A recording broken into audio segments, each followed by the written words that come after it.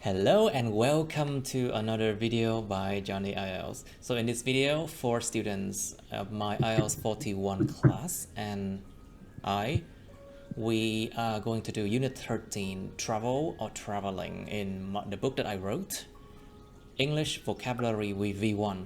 Ở cái video này thì mình và các bạn lớp IELTS 41 sẽ làm cái bài số 13 nói về chủ đề đi lại và việc đi lại và việc đi lại nha các bạn. Trong cuốn sách Vocabulary English Vocabulary V1 từ vựng V1 của mình. Okay, class. So first let's look at the word travel. Đầu tiên hãy nhìn vào cái động từ to travel đó các bạn. So to travel means to move to a new place, to move to a new location, to move, di chuyển đi lại tới một nơi nào đó. To move to like you move to a place just to visit a place, to visit a place.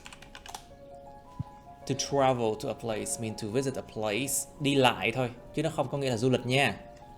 Travel không có nghĩa là du lịch nha. Nhớ điều này. It doesn't means like du lịch like in the Vietnamese way, okay?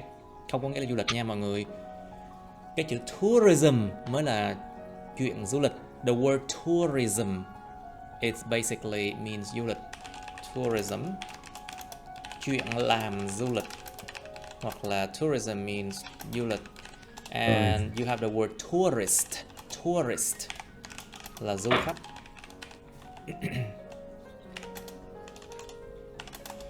Okay, and the next word you have is traveling. UK spelling or traveling without just one L is US.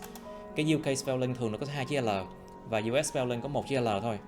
So you traveling means việc đi lại.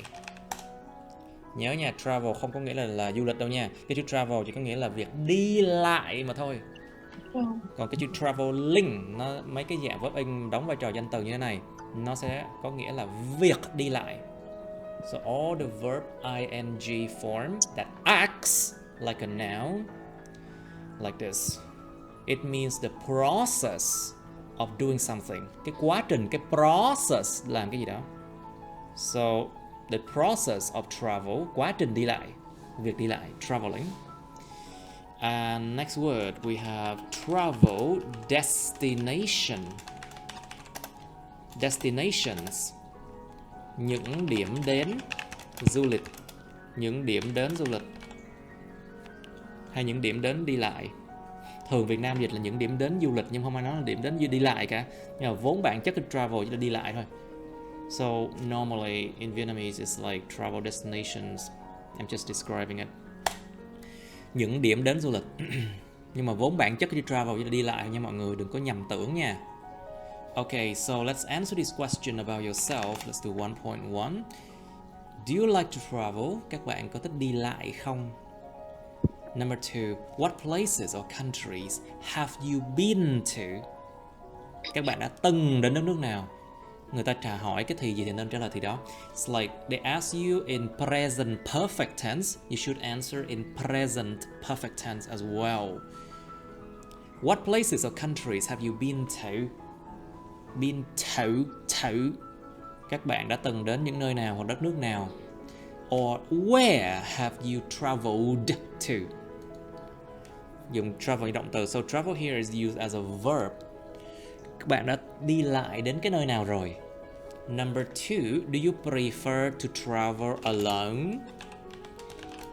To travel alone.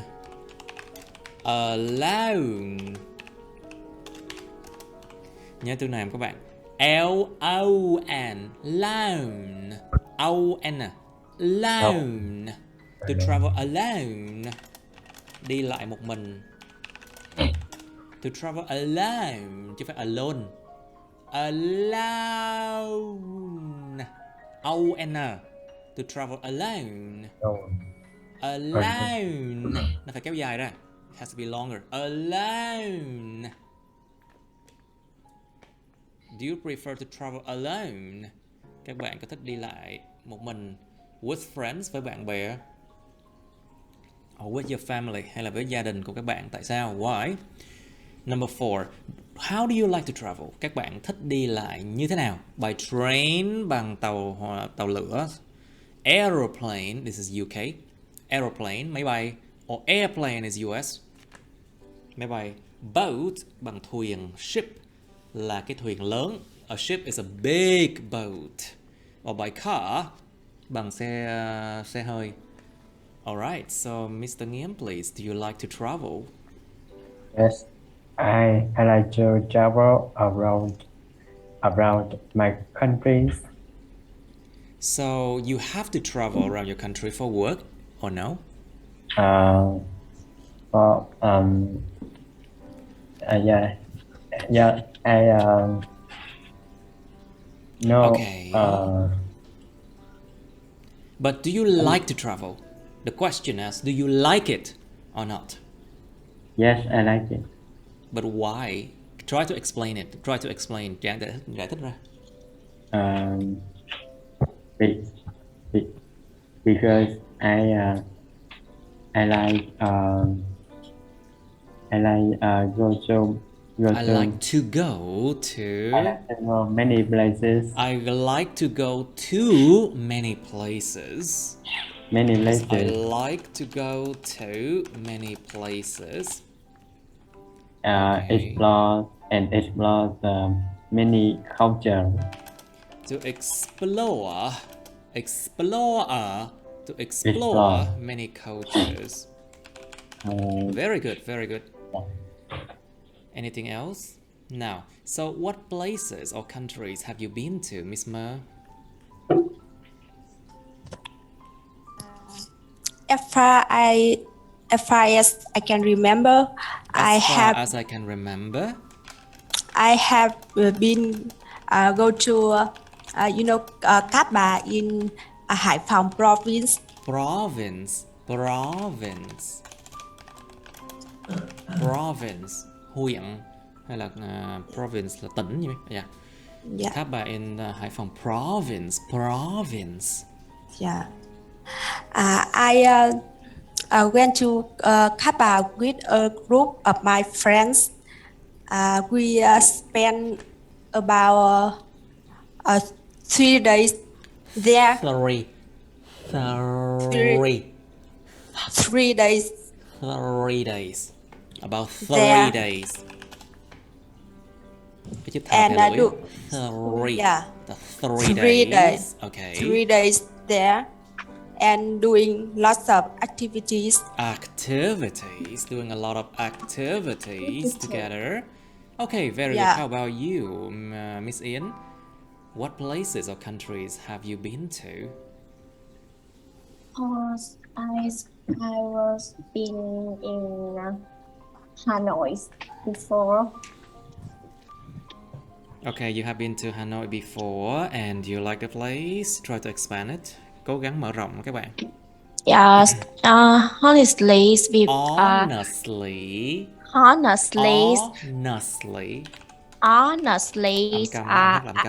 So I will want to study in the universities on Hanoi before. In Hanoi before. So but my mom told me that my mother told me that I can not stay there. My mother told me that I could. Tại vì quá khứ mà, you were talking about past now. So my mother told me that I could. And after I visit Hanoi, after I visit Hanoi, I found that my mother's were correct. What? My mom were correct. Correct. Phải chính xác. Correct. Nhấn âm 2 nha. My mother was correct. Yes, because it's correct. Because it's suitable for the short travel.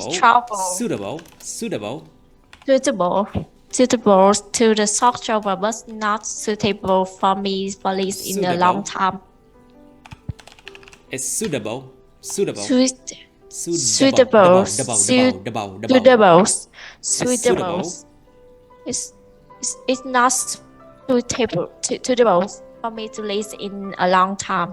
Right, it's too expensive there maybe. Okay, so how about you, Phúc? Where have you traveled to? In this year, I just traveled to Nha Trang. Okay, so when you mention a name that is not English, you need to explain it, remember? Khi mà nhắc đến một cái tên mà không phải tiếng Anh, mình bắt buộc là mình phải giải thích nó là cái gì. So, I traveled to Nha Trang, which is a city in the south of Vietnam. Nha Phía Nam ta. Which is a city to the south of Vietnam. Vietnam is near beach. It's near what? Near beach. What? Nha Trang near beach. I don't understand. Thấy chưa? Vấn đề phát âm. You see pronunciation mistake.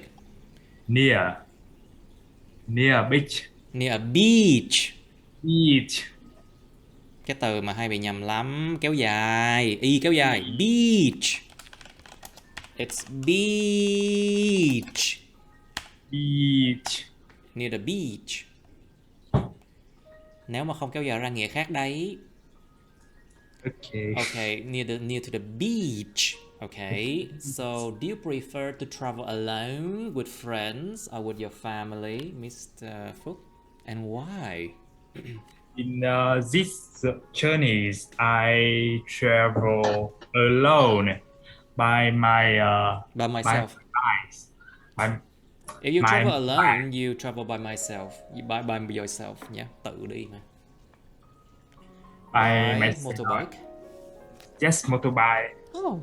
That I spend 14 hours for On the road. drive. Okay. You spend 14 hours on the road. Yes, 14 hours on the road. Wow. On the road. Road. R-O-A-D. R-O-A-D. Road. Road. On the road. I Road. spent 14 days on the road. Well, that's a lot. Can you tell us more about your journey, please? Small. Journey. Can you tell us more about your journey, please? Nghĩa là Nói kể thêm về về một chuyến cái hành trình của em được không? Can you tell us more about your journey? Okay. You started where did you start it? Where do you go to? And what do you see? Something like that. At the first, I check in the map. I see. I saw. I saw. Quá khứ mình đang kể chuyện. I asked myself how far. I asked myself how far and how long from Ho Chi Minh City to Nha Trang City. Okay. Oh, Google Maps says it is 500 kilometer, right? Kilometer, and just about 8 hours. So I believe it. You believe it? Oh no, but it is exactly. I travel it. I spend 14 hours, and in this journey, I have a rain, a sunny. It is thay phiên nhau, mình bảo sao thầy nhỉ? You say? Thay phiên Nó bảo nhau. I kèm một take đoạn turn. nắng, đoạn thì mưa. I take turn to do something. I take turn to do it. Tôi thay phiên, tôi chờ đến lượt để làm điều đó. Is that what you mean? Tôi chờ tới lượt hoặc là tôi thay phiên làm điều đó. I take turn to do it. Is that? I take turn to do it. I take turn to do it. Yes, and so you take breaks, right? Nghỉ ngơi chứ. Of course you take breaks, right? Yes. But I took breaks during the journey. Tôi Yes. có breaks. I took breaks during the journey. Có nghỉ ngơi trong chuyến hành trình chứ. 14 tiếng đi Breaks. liên tiếp sao chịu nổi.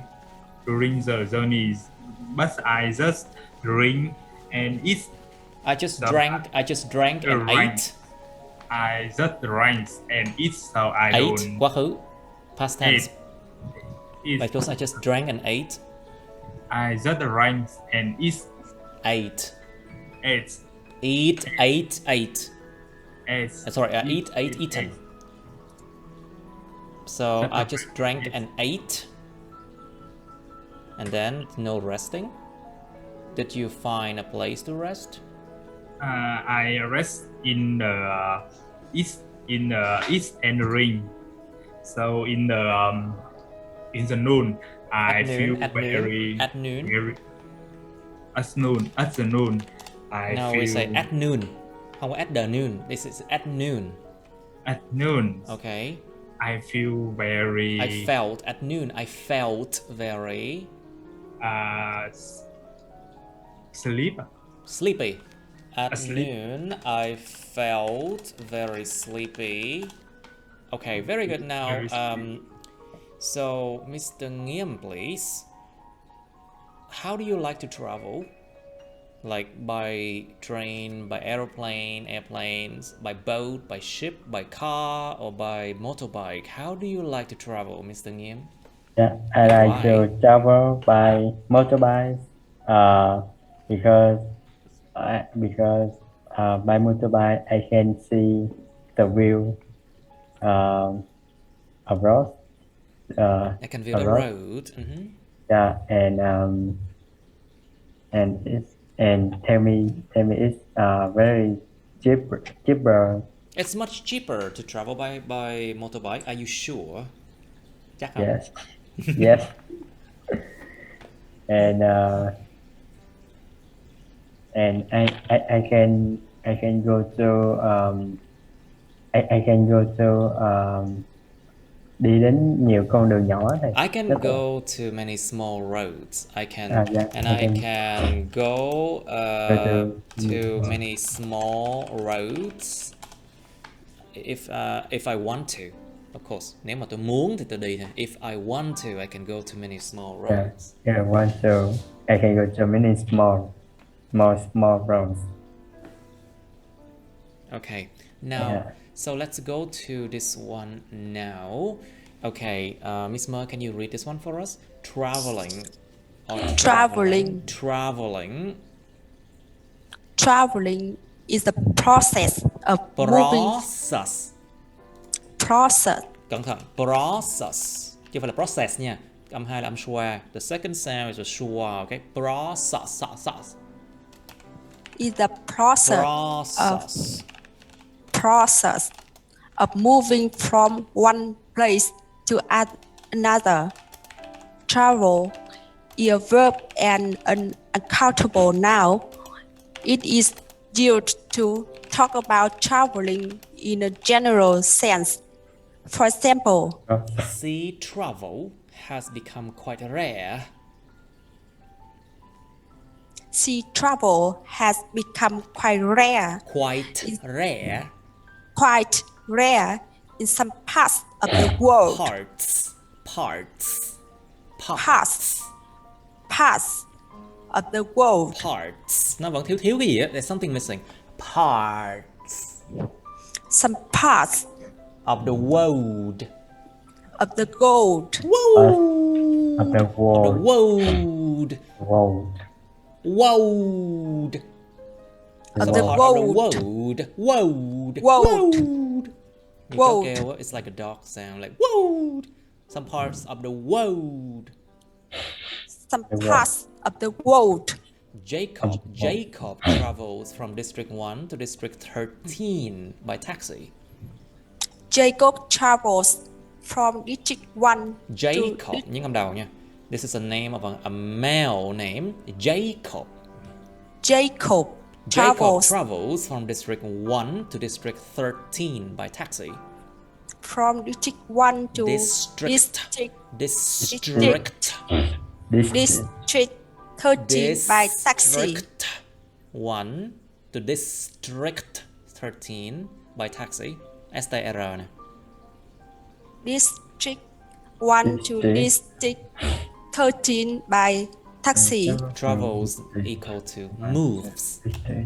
Travels equal to moves. Ok, cái chữ traveling UK hoặc là một chữ L là hoặc là hai chữ L thì nó là cái quá trình mà di chuyển từ một cái nơi nào đến một nơi nào đó khác thôi. Quá trình đi lại mà traveling. Thì cái travel nó có thể là động từ hoặc là một cái danh từ không đếm được. Và nó được sử dụng để nói về cái chuyện đi lại nói chung, in a general sense, trong một cái nghĩa nói chung. Chuyện đi lại. Ví dụ, sea travel, chuyện đi lại bằng đường thủy, bằng đường biển đã trở nên khá là hiếm hoi ở một số phần trên thế giới. Maybe because they go by plane now, they don't want to go by sea anymore. Có thể người ta đi bằng planes chứ không đi bằng boat nữa, không đi bằng thuyền nữa mà đi bằng máy bay không. Jacob travels from District 1 to District 13 by taxi. Jacob di chuyển từ quận nhất đến quận 13 bằng taxi chẳng hạn. Thì cái chữ travel này là di chuyển, moves. Okay, now Nghiêm please. A trip is a short holiday or time away. A trip is a short holiday or time away. Can be a short vacation. Vacation. Vacation for Vacation. work or personal matters. Vacation. Vacation. Vacation. Vacation for work or personal matters. Personal Matters. matters. Personal matters. Matters. For example, my trip to Vietnam was a great one. My trip to Vietnam was a great one. My trip to Vietnam was a great one. Great. Gara gara gara was a great one. Great one. Trip Great can also be one. used to refer to a journey. Trip can also be used to refer to a To journey. refer to a journey.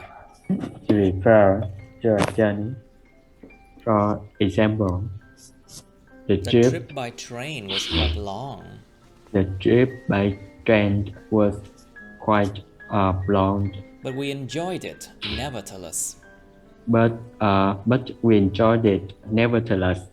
Trip equals journey. Journey is going from A to B. From A to B, for example, For example. my journey from Denver to San Francisco was smooth and enjoyable.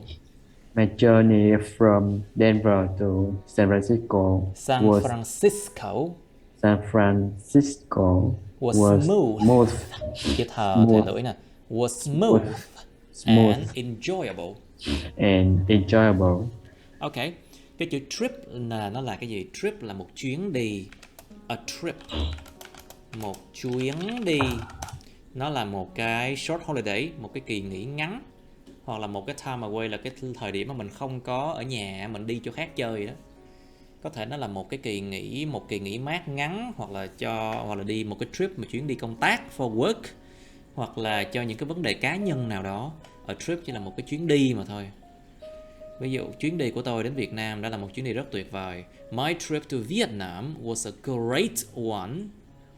Cái chữ trip, chuyến đi cũng có thể được sử dụng để mà liên quan nhắc đến một cái chuyến hành trình. Ví dụ the trip by train was really long. Chuyến hành trình hoặc là chuyến đi bằng xe lửa đã khá là dài, khá là lâu. But we enjoyed it. Nói âm. But we enjoyed it nevertheless. Nhưng mà chúng tôi đã hưởng thụ, hay là chúng tôi rất là enjoy, rất là cảm thấy thích nó. Dù gì đi nữa chúng tôi vẫn thích nó. Thì trip here equal to journey. Chuyến hành trình. Còn cái chữ hành trình là sao? So basically when you look at the word journey, kéo dài ra. Journey, chuyến hành trình, nó phải kéo dài đó nha. Chuyến hành trình, mình nói về chữ hành trình khi mình biết là đi từ điểm A đến điểm B. Tức là hành trình mình phải biết được là điểm đầu và điểm kết thúc như thế nào. So if you talk about journey, you need to know the start and the end. Điểm bắt đầu và điểm kết thúc. You need to know the start and the end. For example, my journey from Denver to San Francisco was smooth and enjoyable. Chuyến hành trình của tôi từ Denver đến vùng San Francisco đã không phải trơn láng đâu. Smooth ở đây là nó trơn tru. Smooth. Trơn láng, trơn tru. Không có vấn đề gì. So smooth here means there is no problem. There was no problem. Chẳng có vấn đề gì. There was no problem. Chẳng vấn đề gì cả. And enjoyable, và rất là vui thú, người ta hưởng thụ được. Alright, so that's this is a picture. You can see a picture here. Now, let's go to 1.2. Answer these questions about a place where you live. Các bạn cần phải trả lời những câu hỏi này về cái nơi mà các bạn sinh sống. So number one, if there were visitor, khách viếng thăm. If there were visitors coming to your hometown, thị trấn quê nhà, tức là quê hương của mình. If there were visitors coming to your hometown, nếu có những người khách viếng thăm đến cái thị trấn quê nhà của các bạn, where would you take them to? Các bạn sẽ đem họ đến đâu? Or what would you go and see? Bạn sẽ đi đến đâu và thấy cái gì? Tìm thấy cái gì? Tìm thấy cái gì? Nhìn cái gì? Đi đến đâu? Giới thiệu họ đến đâu? Where would you take them to? What would you go and see? Like for example, you would go to craft market, chợ thủ công mỹ nghệ. Or you could take them to museum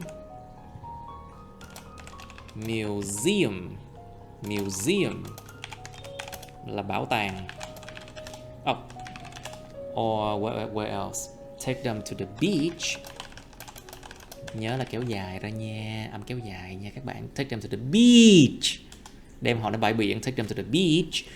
Or where else?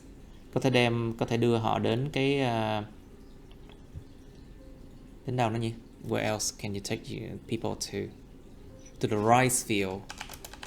To the rice fields. Đến những cánh đồng lúa. You can take them to. But if your hometown is a city, nếu mà cái hometown các bạn là thành phố thì sao? If your hometown is a city, you may take them to shopping malls. Chỗ mua sắm thôi. Shopping malls. Where else? Parks, music venues, những nơi mà chơi nhạc, or etc. Okay, so number two, what does your country, your city, or your town, or your village have? Does your country, city, town, or village have many interesting things to show to tourists? Đất nước bạn, hoặc là thành phố bạn, hoặc là thị trấn của bạn, hoặc là làng của bạn, village, có nhiều thứ thú vị để mà cho những khách viếng thăm, khách du lịch họ xem không? So you should talk about what you have. Number three, would you describe the place where you live as? Bạn sẽ miêu tả cái nơi mà bạn sống như là thế nào? So first we have the word urban. Kéo dài các bạn. Urban means belong to the city. Thuộc về thành thị. Đô thị, thuộc về thành thị, đô thị. Urban. Rural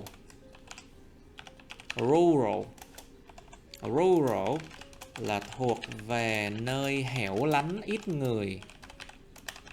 So rural area is a place where there are very few people there. There are very few people living there. A rural place can be in the forest, for example. A rural place can be a forest, có thể một cánh rừng chẳng hạn, cũng là rural, vì ít người mà. Can be a forest. A mountain, một khu núi. A mountain. It can be a small village, một cái làng nhỏ chẳng hạn, etc. Nó không nhất thiết phải là countryside nha các bạn. Countryside means vùng quê. A rural place does not necessarily be a countryside. A rural place does not necessarily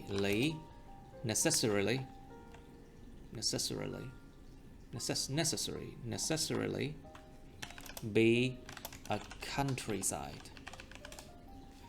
Cái nơi hẻo lánh đâu có nhất thiết necessarily là một cái vùng quê đâu, đâu có nhất thiết. Okay, so coastal. Next word is coast. Coast. Không phải là coast đâu nha. Coast. Tại vì C-O-A-S-T.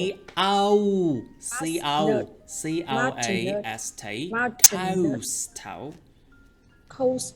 Coast là coast là vùng bờ biển. So coastal.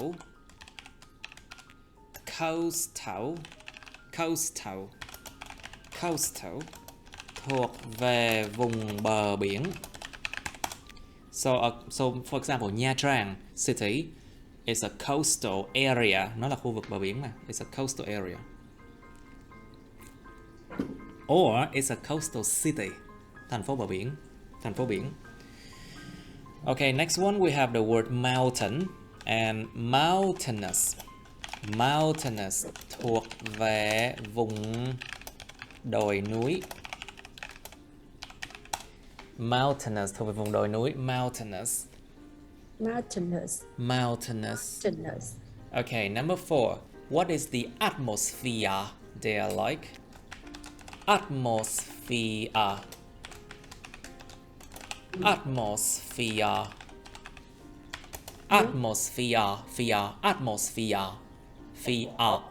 Nó có cái âm RE cuối là đó, nhẹ đó. There's a RE at the end, so a schwa sound, âm schwa đó. Cái âm schwa, âm đó.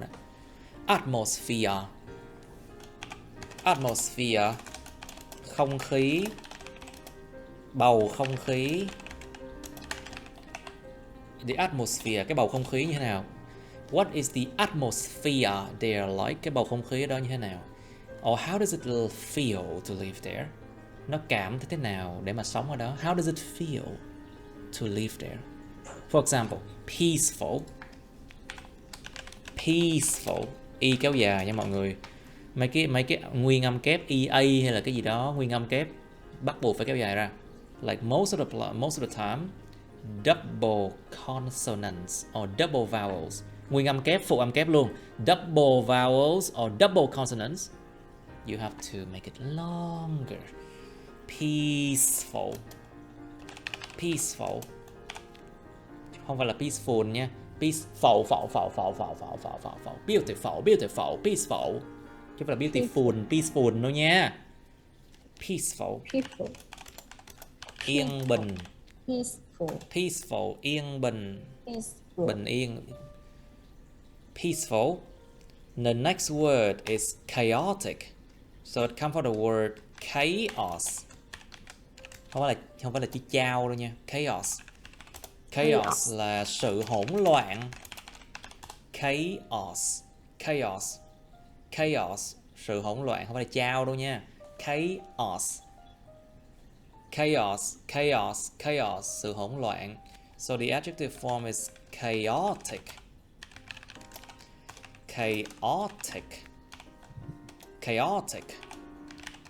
Mang tính hỗn loạn hoặc là tùm lum á. Chaotic mang tính hỗn loạn. Chaotic. Boring mang tính nhàm chán. But we also have the word bored. Cảm thấy nhàm chán. Tính từ chủ động bị động thôi. So boring is an active adjective. Tính từ chủ động. That means something it's really boring. It causes people to feel bored.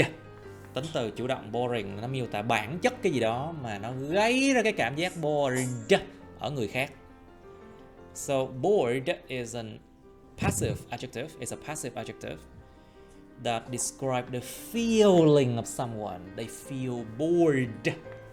Nhớ nha, tính từ bị động bored nó miêu tả cái cảm giác người ta cảm thấy là bored. Một cái chủ động bị động thôi. Just passive or active adjective. Just like interesting, interested, exciting, excited, boring, bored, same thing. Okay, next word is picturesque. Picture, you know the word picture, right? So picturesque. Picturesque. Picturesque. Picturesque. Picturesque. Picturesque. Picturesque. Picturesque. Những âm hai cuối nha các bạn, tại vì là từ mượn tiếng Pháp. This is a word from French. Picturesque. Picturesque, đẹp như tranh. Đẹp như tranh vẽ. Picturesque, đẹp như tranh. Picturesque. Ok, picturesque. Picturesque. Cái que này đọc là âm K mọi người. This Q-U-E you can pronounce like K. So picturesque, etc. Okay, let's answer the question about the place where you live. Mình nói về cái nơi các bạn sinh sống nha. Wait. Someone just got out. Ai bị văng ra vậy? Moment. Yến go out. I think someone just left. Anyway, so Mr. Nghiêm, please, can you, if there were visitors coming to your hometown, where would you take them to? Yeah, I take them to go to museum. To a museum. Museum, yes. Museum. Museum. Okay. In here, I can describe with many templates. Many.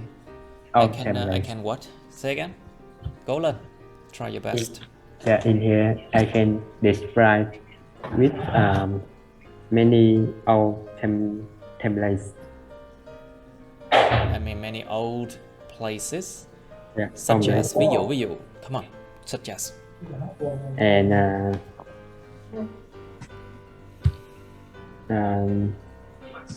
em hết suy nghĩ. Okay, never mind. Don't worry about that. So, would you describe the place where you live as urban, rural, coastal, or mountainous? Nghiêm? I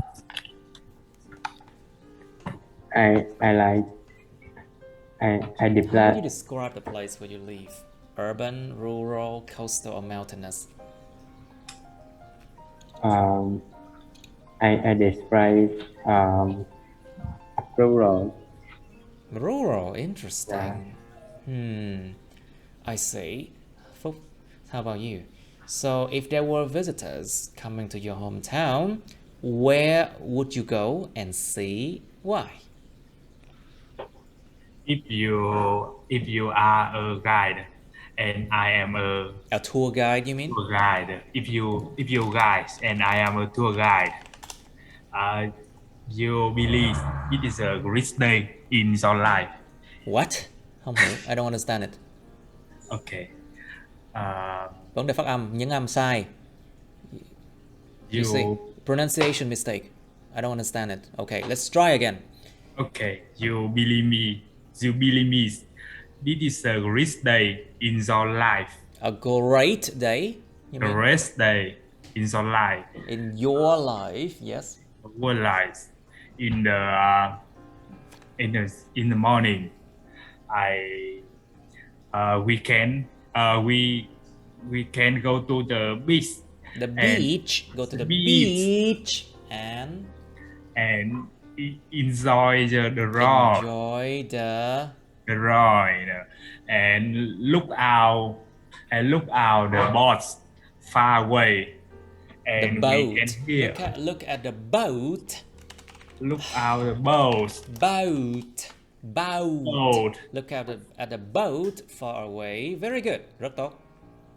Okay, and you can hear sound of waves. And after that,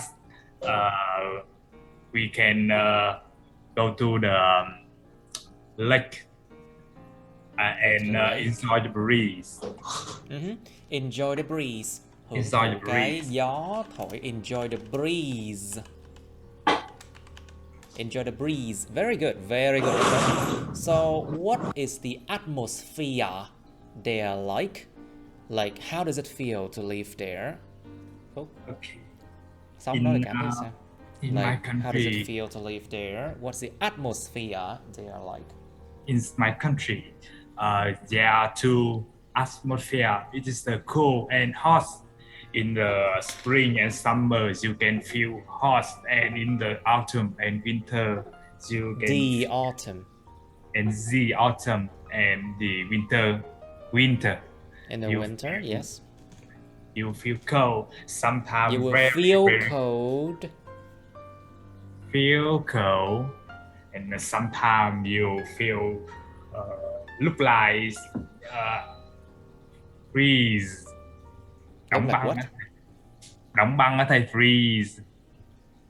It looked like freezing. It looks freezing. It looks Look freezing. freezing.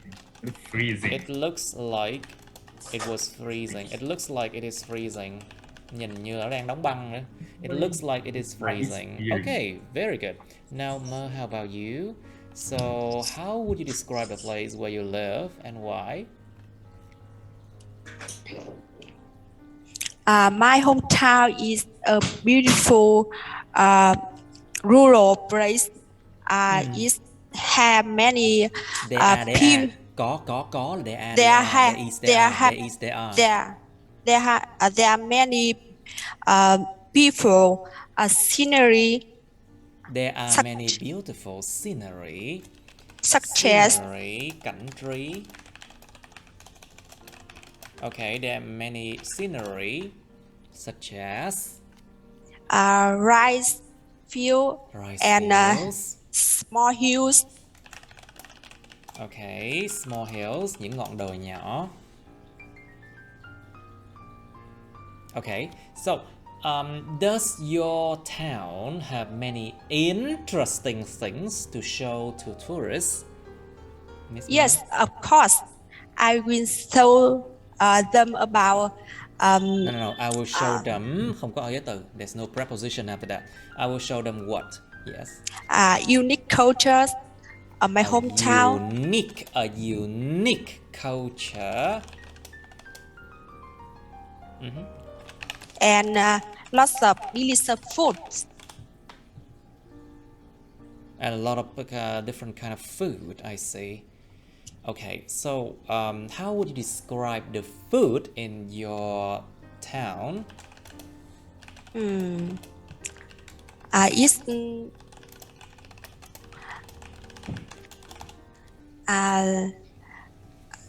it is a little bit spicy and I see.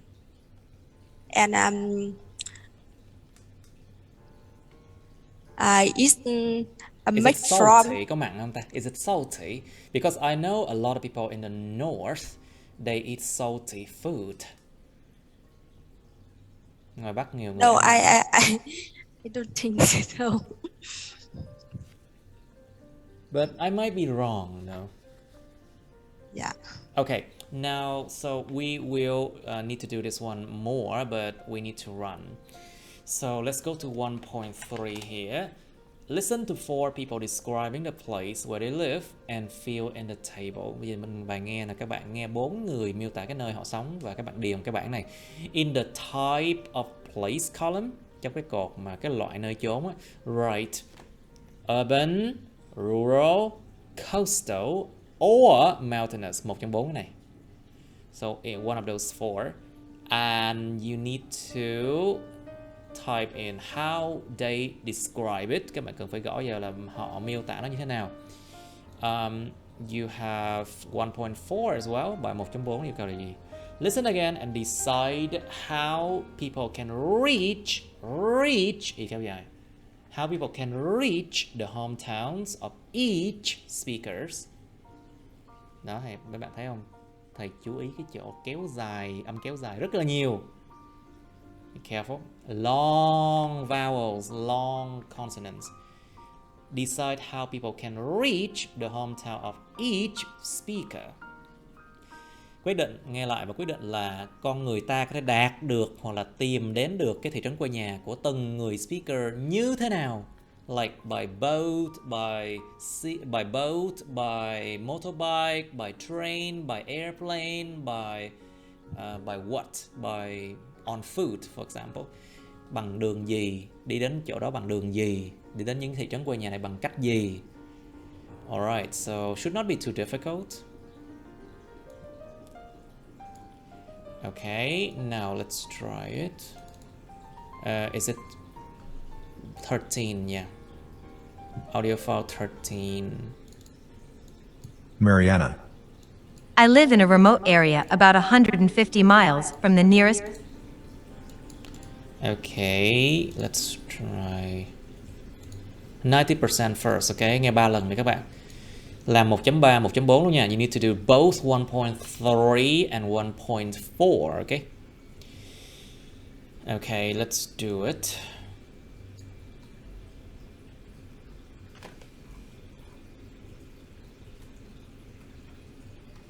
Mariana. I live in a remote area about 150 miles from the nearest big city. Even though there are things that make living in such a place inconvenient, I think the fact that you can wake up to the beautiful sunrise in the morning and smell the fresh air around you kind of makes up for the lack of Wi-Fi for work or fresh water. I kind of learned how to adapt better with what I have now thanks to living in a tiny house on wheels. Whenever I want to visit people, I can just drive it to the nearest city. Bob. I am living by the beach, and my house is located right on the cliff overlooking the sea below. Every day, I see seagulls flying above me, and boats coming in from the nearby islands, so the atmosphere is quite calm and relaxing. I get to eat seafood on a daily basis, so I have to find vegetables and meat to eat sometimes when I'm fed up of eating fish. There aren't many people living around because the area was still relatively uninhabited until recently, when some tourists managed to reach this place by private boats. The sea is always clean and the water is crystal clear, so you can see fish swimming in it easily. Greta. My place is full of high-rise buildings, and the streets can be really crowded during rush hour. There are often traffic jams, and the air can get quite polluted at times because of the number of cars on the road. There is a large airport so international tourists can reach the city easily.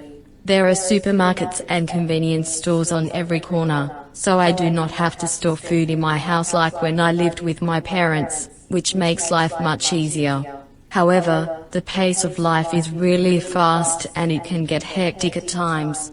Needless to say, life can be stressful and things are quite pricey here compared to other places. Henry. My place is quite unusual, because I live on a snowy mountain surrounded by pine trees. So during the winter here the temperature can drop below -40 degrees Celsius. It's about 3,000 meters above sea level, and I have a good view of the surrounding areas such as valleys, rivers, and forests during the summer months. I often paint, so I appreciate the absolutely stunning landscape that this place has to offer. The air is quite thin though, but it's so fresh compared to where I used to live. I often travel to the nearest town by cable car, and then I take buses to visit my friends and to do the food shopping. Mariana. I live in a remote area about 150 miles from the nearest big city. Even though there are things that make living in such a place inconvenient, I think the fact that you can wake up to the beautiful sunrise in the morning and smell the fresh air around you kind of makes up for the lack of Wi-Fi for work or fresh water. I kind of learned how to adapt better with what I have now thanks to living in a tiny house on wheels. Whenever I want to visit people, I can just drive it to the nearest city.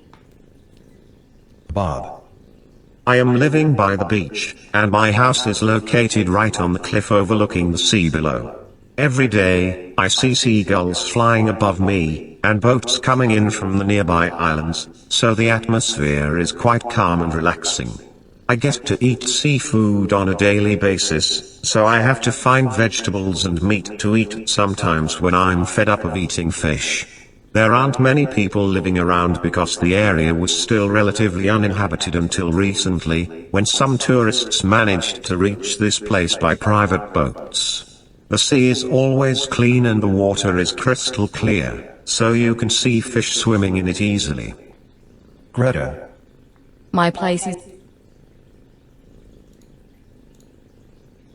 Streets can be really... I kind of learned how to adapt better with what I have now thanks to living in it. The fresh air around you kind of make place inconvenient. Mariana. Just try I one live second. in a remote area about 150 miles from the nearest big city. Even though there are things that make living in such a place inconvenient, I think the fact that you can wake up to the beautiful sunrise in the morning and smell the fresh air around you kind of makes up for the lack of Wi-Fi for work or fresh water. I kind of learned how to adapt better with what I have now thanks to living in a tiny house on wheels. Whenever I want to visit people, I can just drive it to the nearest city. Bob. I am living by the beach, and my house is located right on the cliff overlooking the sea below. Every day, I see seagulls flying above me, and boats coming in from the nearby islands, so the atmosphere is quite calm and relaxing. I get to eat seafood on a daily basis, so I have to find vegetables and meat to eat sometimes when I'm fed up of eating fish. There aren't many people living around because the area was still relatively uninhabited until recently, when some tourists managed to reach this place by private boats. The sea is always clean and the water is crystal clear, so you can see fish swimming in it easily. Greta. My place is full of high-rise buildings, and the streets can be really crowded during rush hour. There are often traffic jams, and the air can get quite polluted at times because of the number of cars on the road. There is a large airport so international tourists can reach the city easily. There are supermarkets and convenience stores on every corner, so I do not have to store food in my house like when I lived with my parents, which makes life much easier. However, the pace of life is really fast and it can get hectic at times. Needless to say, life can be stressful and things are quite pricey here compared to other places. Henry. My place is quite unusual, because I live on a snowy mountain surrounded by pine trees. So during the winter here the temperature can drop below -40 degrees Celsius.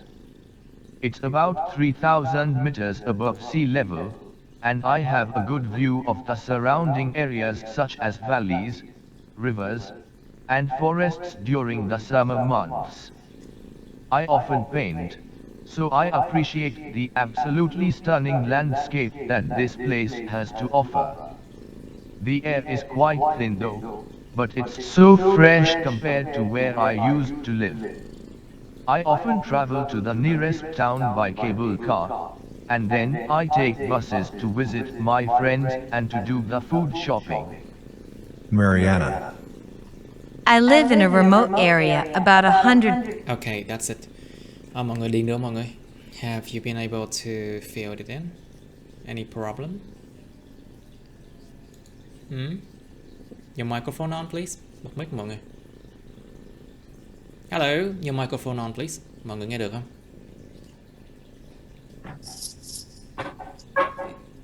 It's not too hard, actually. Thực sự không khó lắm đâu. It's not too hard. But let's go to the audio file first. Chúng ta đọc đây mọi người. Let's learn how to. Let's read them first. Okay, so okay, Mr. Nghiêm, you first. I live in a remote area. Mariana, Nghiêm, please. Hello, Nghiêm, are you there? Anh em này. Okay, I hear you now. Please start. Đọc Yeah, cái audio file em. Okay, I live in a remote area. I live in a remote area about 150 miles from IL, you see? miles Miles. 150 miles from the nearest big city. From the nearest big city. Even though there are things that make living in such a place. Even though there are things that see? This, that, these, those. Even though there are things that make living in such a place inconvenience.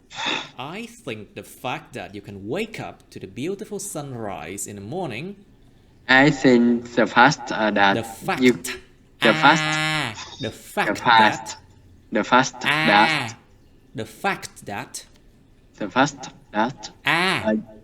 Phải mở rộng miệng ra. Open your mouth. I think the fact that you can wake up to the beautiful sunrise in the morning.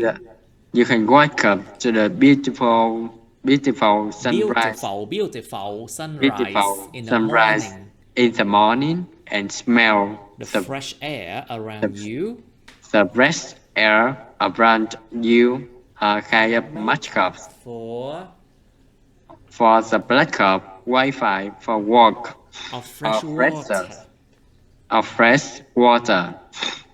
I kind of learned how to adapt better with what I have now, thanks to living in a tiny house on wheels.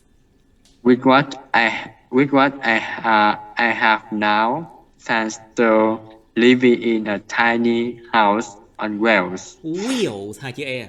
Wheels. You see? On wheels. Wheels. Cái chữ WH á, nó mạnh hơn là chữ W nha. WH are pronounced much stronger than W, okay? So wheel. What, where, when.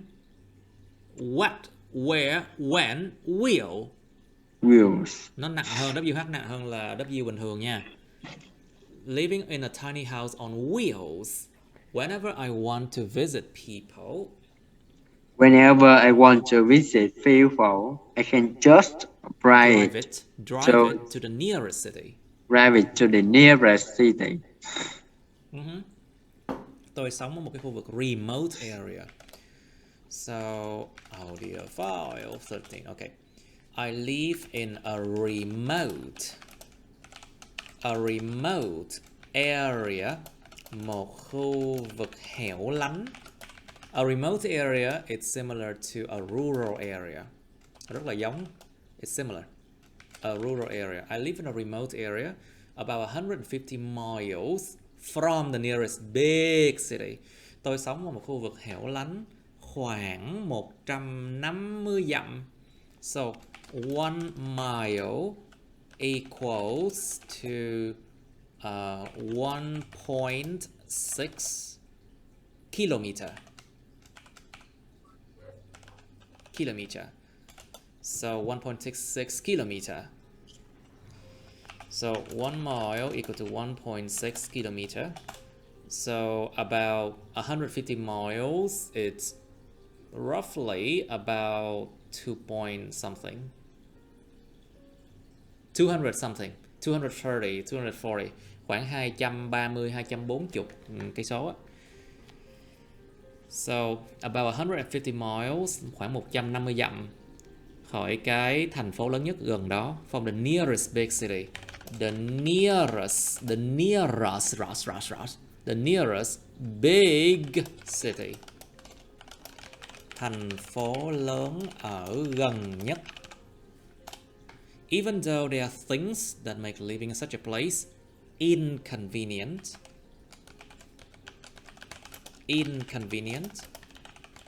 không tiện lợi. Mặc dù là có, mặc dù có những thứ mà nó làm cái chuyện sống ở những cái nơi như vậy nó không tiện lợi, inconvenient. I think the fact that, tôi nghĩ cái sự thật hiển nhiên rằng con người ta, you can wake up to the beautiful sunrise in the morning. Con người ta có thể thức dậy nhìn thấy cái buổi bình minh đẹp đẽ ở buổi sáng. To wake up to the beautiful sunrise in the morning. Wake up to the beautiful sunrise in the morning. Ngủ dậy thấy cái buổi bình minh tuyệt vời đẹp, tuyệt đẹp ở buổi sáng. And smell the fresh air. Smell the fresh air.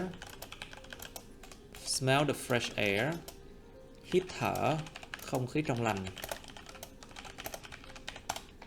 Xung quanh con người ta có vẻ kind of kiểu như là make up for, kiểu như là to make up for something, means bù trừ cho cái gì đó. Có kiểu như nó bù trừ cho cái sự thiếu hụt wifi hoặc thiếu internet á. Lack of wifi means lack of internet. Cho công việc hoặc là thiếu nước sạch, fresh water. I kind of learned, tôi kiểu như là cũng học được. The breath of fresh air. A breath of fresh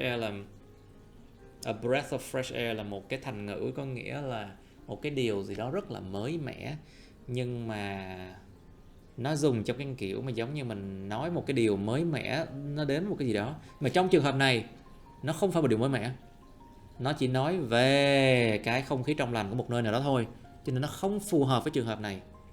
A breath of fresh air is an idiom that you use when you want to describe a situation that is new and refreshing. New and refreshing. But in this case, it is not a good, it should not use it here, because you only talk about the air is fresh, smell the fresh air. Okay? Cẩn thận, không phải lúc nào cứ thấy cái trên mạng cũng áp dụng được nha. Remember, not everything you see on the internet can be applied. Okay? Không thể ứng dụng cái gì cũng ứng dụng được đâu nha trên mạng đâu nha. Okay, now I kind of learned how to adapt better. Tôi kiểu như cũng học được cái cách để mà adapt better. To adapt better, thích nghi tốt hơn. Tôi kiểu như cũng học được cách thích nghi tốt hơn với những cái tôi có bây giờ. Adapt better with what I have now. Nhờ vào chuyện cái gì đó, thanks to something. Nhờ vào cái chuyện là verb in là cái việc, cái chuyện. Nhờ vào chuyện sống ở một cái nhà nhỏ ở trên những cái bánh xe, tức là so you know what a tiny house on wheel? A tiny house on wheels means một căn nhà nhỏ được xây lên trên một chiếc xe luôn. So basically if you search for tiny house on wheels, this is a trend in America. Đây là một cái trào lưu ở bên nước Mỹ luôn á. A tiny house on wheel can look extremely beautiful like this. Nhìn đẹp lắm. Can look like this. You see, these are wheels. Có những cái bánh xe nè, đó. These houses, you can move it. Có thể di chuyển được mà. And people can live inside of those houses. This is called tiny house on wheels. Và thực sự là sống thoải mái luôn á. You can live comfortably inside. Đây là một cái giải pháp nhà ở Mỹ rất là phổ biến luôn. This is a very popular solution for housing in America. Now, so let's go back to it now. Whenever I want to visit people, bất cứ khi nào tôi muốn viếng thăm con người ta, I can just drive it. Tôi chỉ có thể là lái nó to the nearest city, đến cái thành phố gần nhất mà thôi. Okay, let's go to... Okay, Mr. Phúc, please. Bob, I'm living by the beach. I am living by the beach, and my house is located right on the cliff, overlooking the sea below. Overlooking the sea below. Every day, I see seagulls. Every day, I see seagulls flying above me, and birds coming in from the nearby island. So, Island, cái từ này đặc biệt không đọc chữ MS đó. Islands. Nearby islands. So the atmosphere is quite calm and relaxing. I guess to eat seafood. The atmosphere is quite calm and relaxing. The atmosphere is The quiet.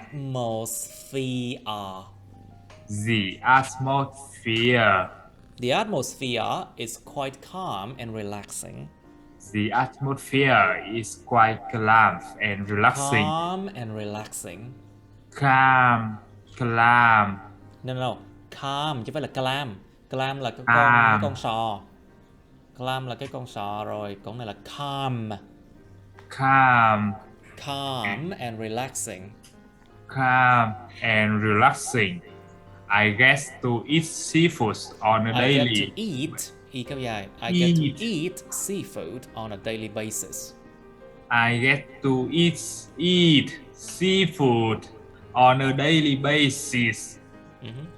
So I have to find vegetable and meat to eat. Sometimes when I feel fed up of eating fish, there aren't many people living around because the area was still relatively uninhabited. Relative. Thầy nói rồi, đọc âm mấy, âm đầu. First syllable, relatively uninhabited. Okay, the verb here is inhabit. Cái động từ là inhabit, sinh sống nơi nào đó. Inhabit.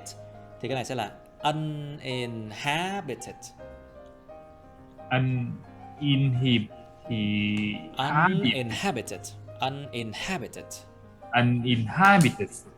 Until recently, when some tourists. Until recently, when some tourists managed to reach this place by private boats.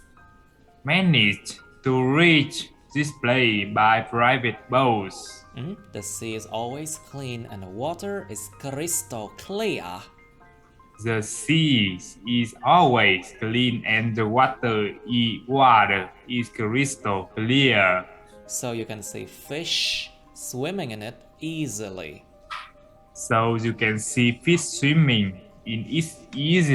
Okay, good. Now, rất tốt, thank you. Now, I'm living by the beach. I am living by the beach. Tôi đang sống cạnh biển. Tôi đang sống cạnh bãi biển. Cạnh bãi biển luôn á, tức là có ngôi nhà ngay bãi biển luôn á. So, he or she, Bob, he has a house next to the beach. Có ngôi nhà cạnh biển luôn. I'm living by the beach. And my house is located. Và nhà của tôi được tọa lạc. My house is located right on the cliff. Nhà tôi được tọa lạc tức là sao? Tức là được nằm ở đâu á? Nhà tôi được tọa lạc ở trên cái mỏm đá. My house is located right on the cliff. overlooking the sea below. Nhà tôi được tọa lạc ngay trên cái mỏm đá mà overlook là nhìn từ trên xuống dưới. So to overlook something means nhìn từ trên nhìn xuống thấy cái gì đó. But there's another meaning. Overlook means you look from very high position, from a high position down to a lower position. Nhìn từ vị trí cao xuống vị trí thấp hơn. Or to overlook something means đánh giá thấp cái gì đó. Bỏ qua cái gì đó khi đánh giá. Overlook something, đừng bỏ qua cái gì đó. Tại vì overlook mình nhìn quá cái đó, mình sẽ không nhìn thấy được bản chất nó. When you overlook something, you cannot see it clearly, không thể nhìn thấy nó rõ ràng được. Thì mình bỏ qua, mình đánh giá thấp nó khi mình đánh giá cái gì đó. Like for example, most shoppers overlooks the cost of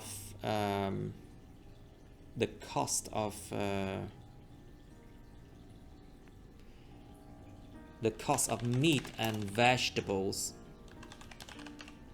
Phần đông những người mua sắm bỏ qua hoặc là họ nhận không có tốt, họ nhìn nhận không đúng những cái giá thành của thịt và rau củ quả. Most shopper overlook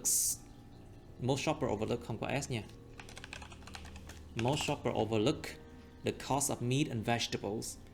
Phần đông những người mua sắm đã nhìn nhận sai, nhìn nhận thiếu, bỏ qua khi đánh giá đúng cái giá thành của thịt và rau củ quả. Tức là sao? Thực sự nó mắc tiền hơn người ta nghĩ. So actually it's more expensive than they think. Ok, overlooking the sea below. Nhà tôi được tọa lạc ngay trên cái mỏm đá, nhìn từ trên nhìn xuống cái bãi biển bên dưới. Nhìn cái biển bên dưới. Every day I see seagulls flying above me. Mỗi ngày tôi thấy những con hải âu bay bên trên tôi. And boats coming from the nearby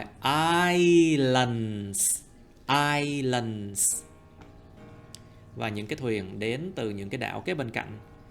Những đảo cạnh đó. So the atmosphere is quite calm and relaxing. Cho nên cái bầu không khí nó khá là calm, bình tĩnh, tĩnh lặng. Calm, bình tĩnh, tĩnh lặng. So it's similar to peaceful, rất là giống chữ bình yên, peaceful. Relaxing mang tính thoải mái, nghỉ ngơi. So of course it leads to the feeling of relaxed.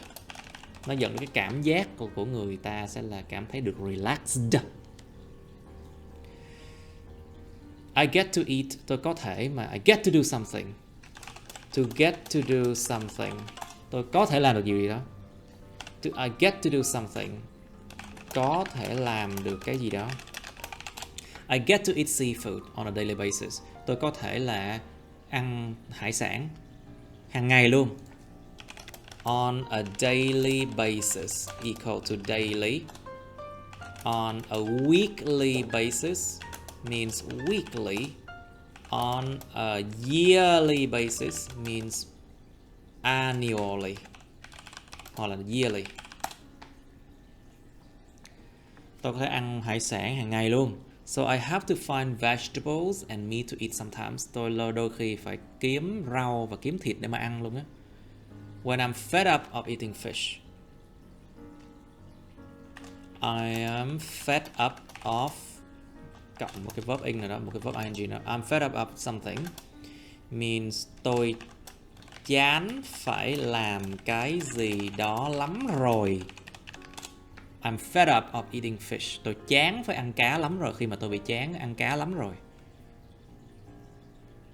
There aren't many people living around. Chẳng có nhiều người sống xung quanh đâu. There aren't many people living around. Chẳng có nhiều người sống xung quanh đâu. Because the area is still relatively, mang tính tương đối. Relatively uninhabited. Relatively uninhabited, tương đối là chưa có dân ở. Tương đối là chưa có dân ở, chưa có inhabit, chưa có ai ở cả. Relatively uninhabited, chẳng có nhiều người sống ở đó đâu, bởi vì khu vực này vẫn còn tương đối là chưa được ai tới ở. Until recently, cho đến gần đây. Until recently, cho đến gần đây. When some tourists, khi một số người du khách manage to reach. To manage to do something means cố gắng nỗ lực để làm được cái gì đó. When some tourists manage to reach this place, khi một số du khách đã nỗ lực mà đạt được đến cái chỗ này. By private boats, bằng những cái thuyền tư nhân. Private boats là những thuyền tư nhân. Tức là sao? Tức là họ sở hữu cái thuyền đó. So those people own those boats. The sea is always clean. Biển thì có luôn luôn sạch. And the water is crystal clear. Và cái nước á, thì crystal clear. Nước thì trong như pha lê. Crystal mà, tinh thể. Pha lê, tinh thể, crystal, you know. Nước thì trong như pha lê rồi đó. The water is crystal clear. So you can see fish swimming in it easily. Cho nên con người ta có thể thấy cá bơi trong đó một cách dễ dàng. Alright. Now let's come to Greta. More please. Greta. My place full of high-rise buildings. My place is full of high-rise buildings, and the streets can be really crowded during rush hour. There are often traffic jams, and the traffic jams. There are often traffic jams, and There are the often air. traffic jams, and the air can get quite. And the air can get quite polluted at times because of polluted. Quite polluted. At times because of the number of cars on the road. Because of the number of cars on the road. Okay. There is large airport. There is a large airport. There is a large airport. There is a large airport. There is a large airport. There is a large airport. There is large airport. Thiếu so vậy? There is a large airport. Thiếu there is a large airport.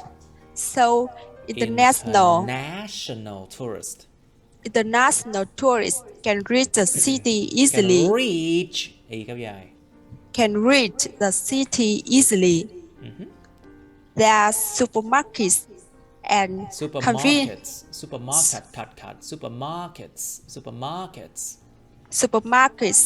and convenience stores on every corner. So I do not have to store food in my house. So I do not have to store food in my house like when I lived with my parents. Which make life much easier. However, the pace of life is really fast, and it can get hectic at times. Needless to say, life can be stressful. Life can be stressful. And things are quite pricey here compared to other places. Compared to other places. Other places. Alright, my place, cái nơi của tôi is full of high-rise building.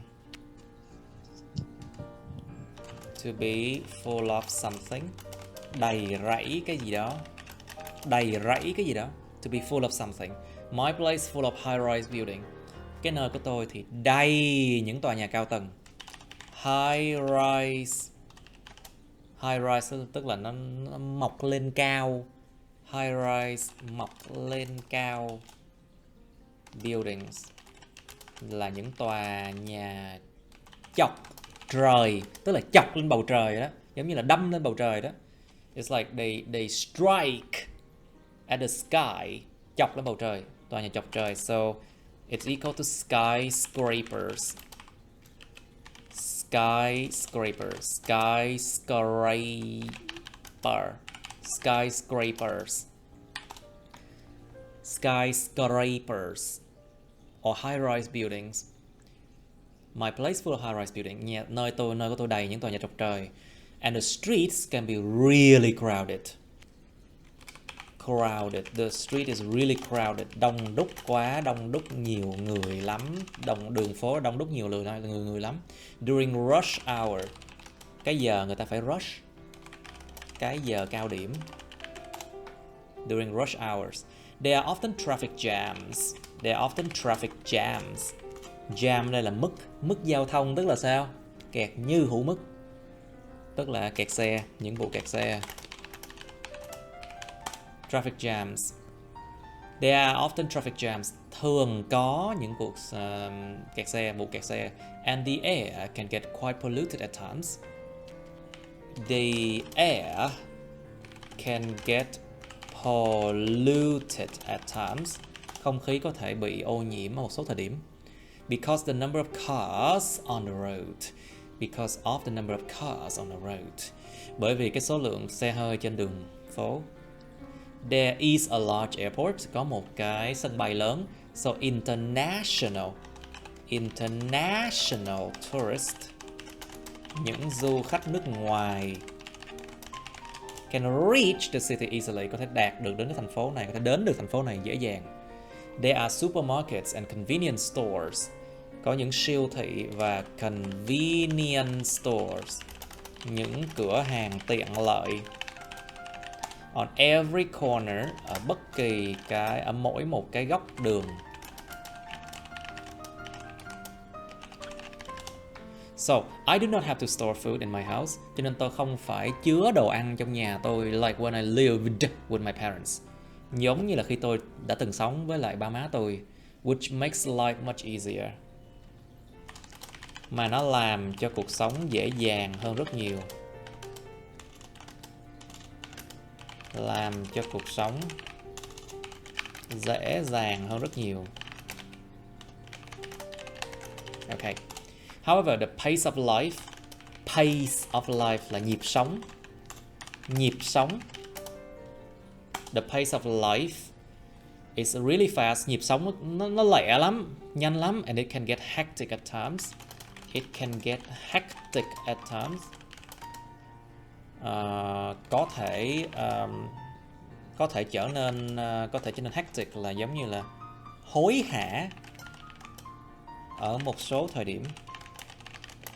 Nhất là lúc mà chạy deadline. When you have to run deadline, it's very hectic. Rất hối hả. Needless to say, không cần phải nói cũng biết. Life can be stressful. Cuộc sống có thể là căng thẳng đấy. And things are quite pricey.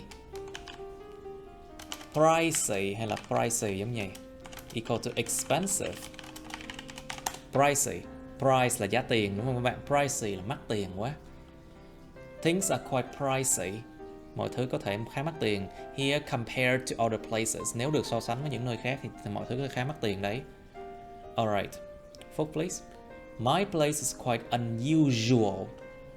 My place is quite unusual. Unusual. Unusual. Quite unusual because I live on a snowy mountain surrounded by a snowy mountain. A snowy mountain surrounded by by pine trees. surrounded by pine trees. Pine trees. Pine trees. Pine trees. Pine trees. So Nó không rõ trên này đâu. during The N is not that clear. Surrounded by pine trees. surrounded by Pine trees. pine trees. By pine trees. Nó không có rõ ràng trên này đâu. The N is not that clear. Surrounded by pine trees. Pine trees. Pine trees. Okay, so during the winter here, the temperature. So during the winter here, the temperature can drop below negative 14 degrees Celsius. Is above 3,000. It's about 3,000 meters above sea level. Is about 3,000 meters. 3,000 meters above sea level. 3,000 meters above sea levels. And I have a good view of the surrounding areas. And I have a good view of surrounding surrounding areas. Of the surrounding area, such as valleys, rivers. Valley, kéo dài. Valleys, rivers and forests. During the summer month. I often paint, so I appreciate the absolutely stunning landscape. I often paint, so paint.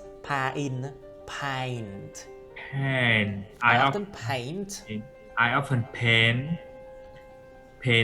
so I appreciate the absolutely stunning landscape that this place has to offer.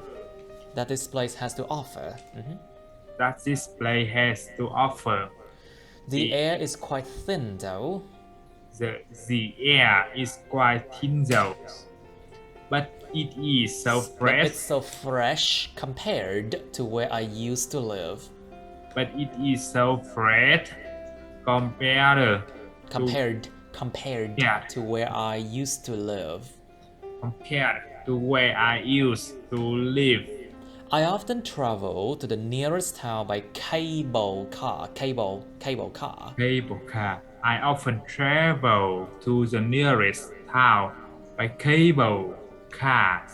And then I take buses to... And then I take buses to visit my friends.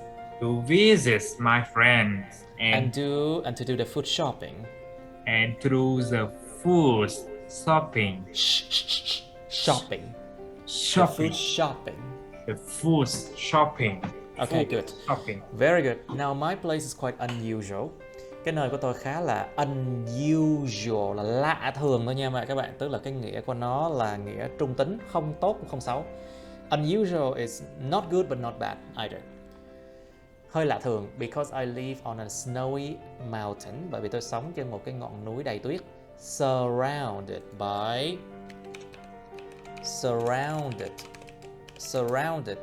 by cái gì đó, bị bao phủ, bị bao trùm, bị bao phủ, bị bao vây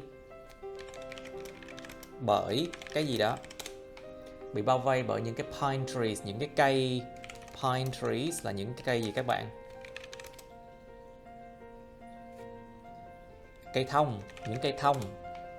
So during the winter here, cho nên trong mùa đông ở đây, the temperature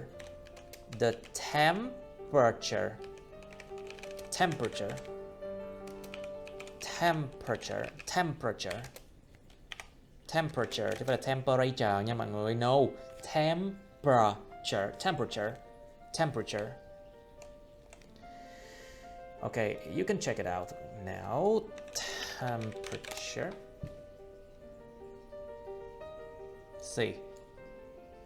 Temperature. Temperature. See? So the temperature. So the temperature, nhiệt độ, can drop below negative 40 degrees Celsius. Có thể rớt xuống bên dưới âm 40 độ C. Can drop below negative 40 degrees Celsius. Có thể rớt xuống dưới âm 40 độ C. Can drop below negative 40 degrees Celsius. It's about 3,000 meters above sea level. Nó khoảng 3.000 mét, 3.000 mét bên trên mực nước biển. It's about 3,000 meters above sea level. Khoảng 3.000 mét trên mực nước biển. Mực nước biển. And I have a good view, và tôi có một cái chỗ nhìn tốt of the surrounding areas, của những khu vực xung quanh. I have a good view of the surrounding areas. Ví dụ như là valley, kéo dài các bạn, valley, thung lũng. Ví dụ như thung lũng đi, rivers and forests, những cánh rừng và những cái rivers, những dòng sông. During the summer month, trong những tháng mùa hè. I often paint, tôi thường vẽ tranh. So I appreciate the absolutely. So appreciate. To appreciate something or someone. Trân trọng cái gì đó hoặc ai đó. Tôi rất là trân trọng the absolutely stunning landscape. The absolutely stunning landscape. Cái landscape là cái vùng đất, cái địa hình. Cái địa hình mà đẹp muốn đứng hình luôn á. Stun là giống như là kiểu mà đẹp mà ngỡ ngàng, đẹp mà muốn stun, muốn choáng ngợp luôn á. Cái địa hình đẹp choáng ngợp cực kỳ của nó. Mà cái nơi này có được, mà the display has to offer. The air is quite thin though. Thin. Cái không khí nó khá là thin, nó khá là mỏng, tức là sao? Không khí mỏng tức là không dày, nó không có dày đặc. The air is quite thin. Không khí mỏng và không khó thở. It means the air you can easily breathe in. Breathe in. Không khí dễ dàng hít vào, nó tức là nó thin air. Không khí nó mỏng như vậy, không có dày đặc. But it's so fresh. Nhưng mà rất là sạch. Compared to where I used to live. Nếu được so sánh với nơi tôi từng sống. I often travel to nearest town by cable car. Cable car nó gọi là cái xe mà xe mà kéo ở trên cái dây cáp là xe gì các bạn? Xe cáp treo. Ok. Tôi thường đi đến những thành phố gần nhất bởi cái xe cáp treo, cable car, and then I take buses to visit my friends. Sau đó tôi phải đi xe bus để mà thăm bạn bè của tôi, and to do the food shopping, và làm cái chuyện mua sắm lương thực. So class, you can see the answer here. Các bạn thấy được những cái câu trả lời đây nè, at the end of the book. Okay. How to describe it? These are all the nouns you need to say, all the adjectives too. Đó, tất cả những cái từ vựng các bạn cần để mà miêu tả nè. These are all the words you need to know. So speaker 1 can be reached by car. Speaker 2 by boat, bằng thuyền. Speaker 3 by plane. Speaker 4 by cable car and bus. These are the answer. Chúng ta nghỉ 5 phút. Let's take a break 5 minutes. Cho coi bé mèo của thầy tí đi thầy. Say again. Cho coi bé mèo của thầy tí đi. What? Ý là coi con. Okay, you want to see my cat? Come in. Yeah. All right. Trời ơi. Ok. Oh.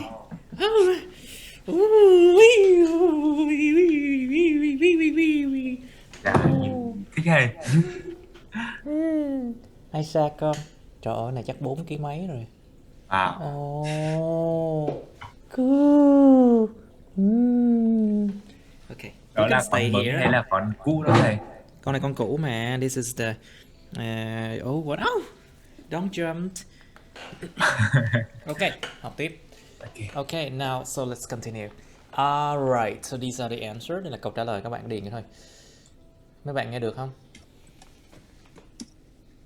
Sơ. Ok, có câu nghe câu được phải không? Ok, don't worry about it. You learn, don't worry. Từ từ học được thôi. Now, let's go to tourism and travel destination. Ok, qua phần về du lịch và điểm đến du lịch đấy các bạn. So, Nghiêm, can you read this one? Tourism is the business or industry. Tourism is the business or industry that Industry. Nhưng yeah, đầu cái từ này lúc nào là industry vậy đó. Industry that provides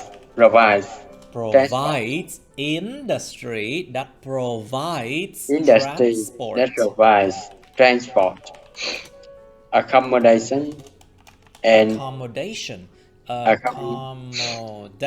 Accommodation and entertainment for people on holiday.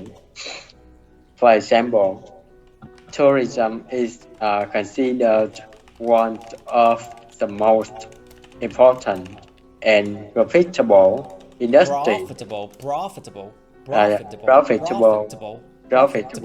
industry. People think that tourism broadens your knowledge. Broadens Your knowledge. No, it has your money. But in fact, it is travel or traveling that helps to educate. You about the world.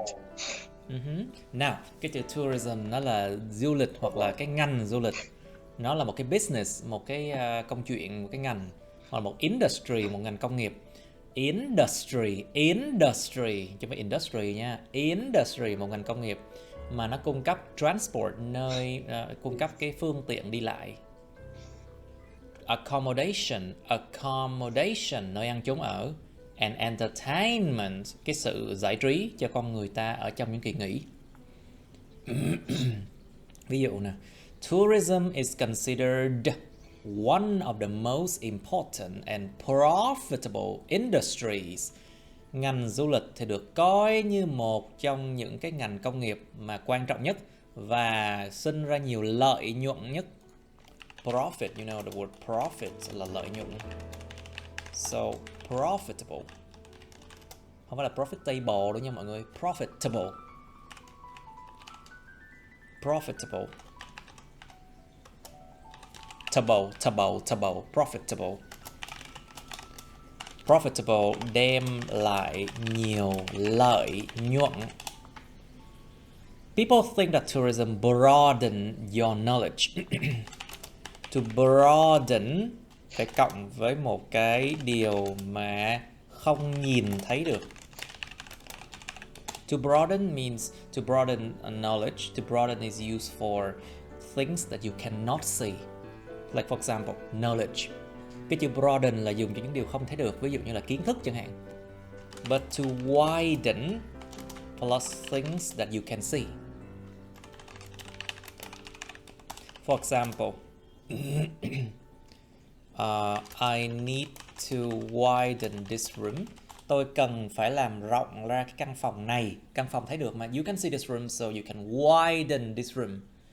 But knowledge, you have to broaden your knowledge, remember. Because you cannot see knowledge. Không nhìn thấy được kiến thức, cho nên là mình phải là broaden your knowledge. Con người ta nghĩ rằng cái chuyện du lịch á, nó làm mở mang tri thức của họ. Nhưng mà thật sự không. Nó chỉ lấy tiền của các bạn thôi. But in fact, nhưng thực sự là gì? Nó chính là cái chuyện đi lại, hoặc là cái việc đi lại nhiều, đi nhiều, nó mới giúp các bạn là giáo dục các bạn về thế giới. Tức là sao? Cái chuyện đi lại á, đi nhiều bên nơi mới giáo dục con người ta về thế giới. Chứ cái chuyện ngành du lịch á, nó không có mở mang tri thức, mà cái ngành du lịch hay chuyện du lịch nó chỉ là lấy tiền mình là chính thôi. Alright, let's continue. Miss Mo, please. We use the verb broaden. We use the verb broaden with abstract concepts while widen Concepts nha. concepts. Abstract concepts. Abstract concept. While widen is used with things. While widen is still the good things. Is used with things that we can see. Is used with things that we can see. Both verbs mean to both verbs mean to both make something verbs bigger in size. Mean to make something bigger in size. Bigger in size. Bigger in size, width, or number.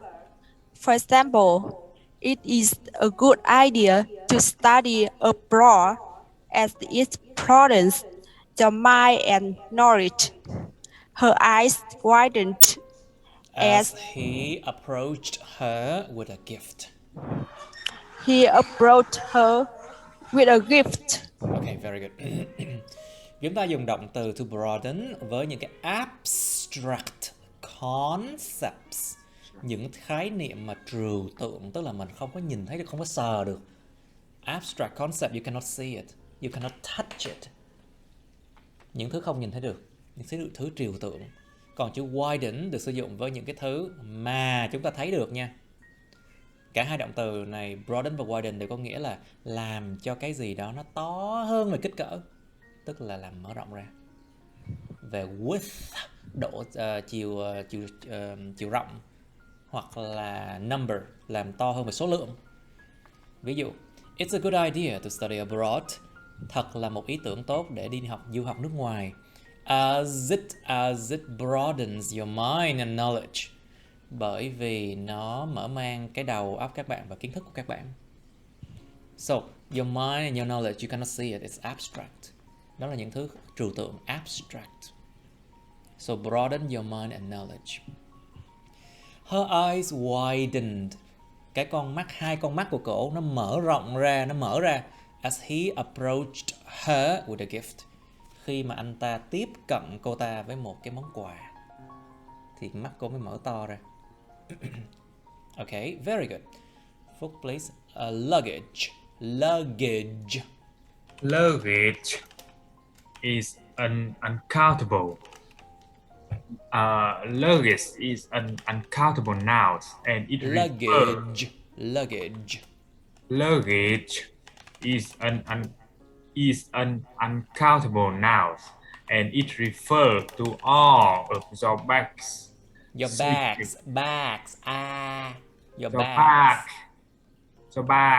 suitcase that contain all the things you carry when traveling. For example, you cannot put illegal items in your luggage. You cannot put illegal items. You cannot put illegal item in your luggage or suitcases. In your luggage and suitcases.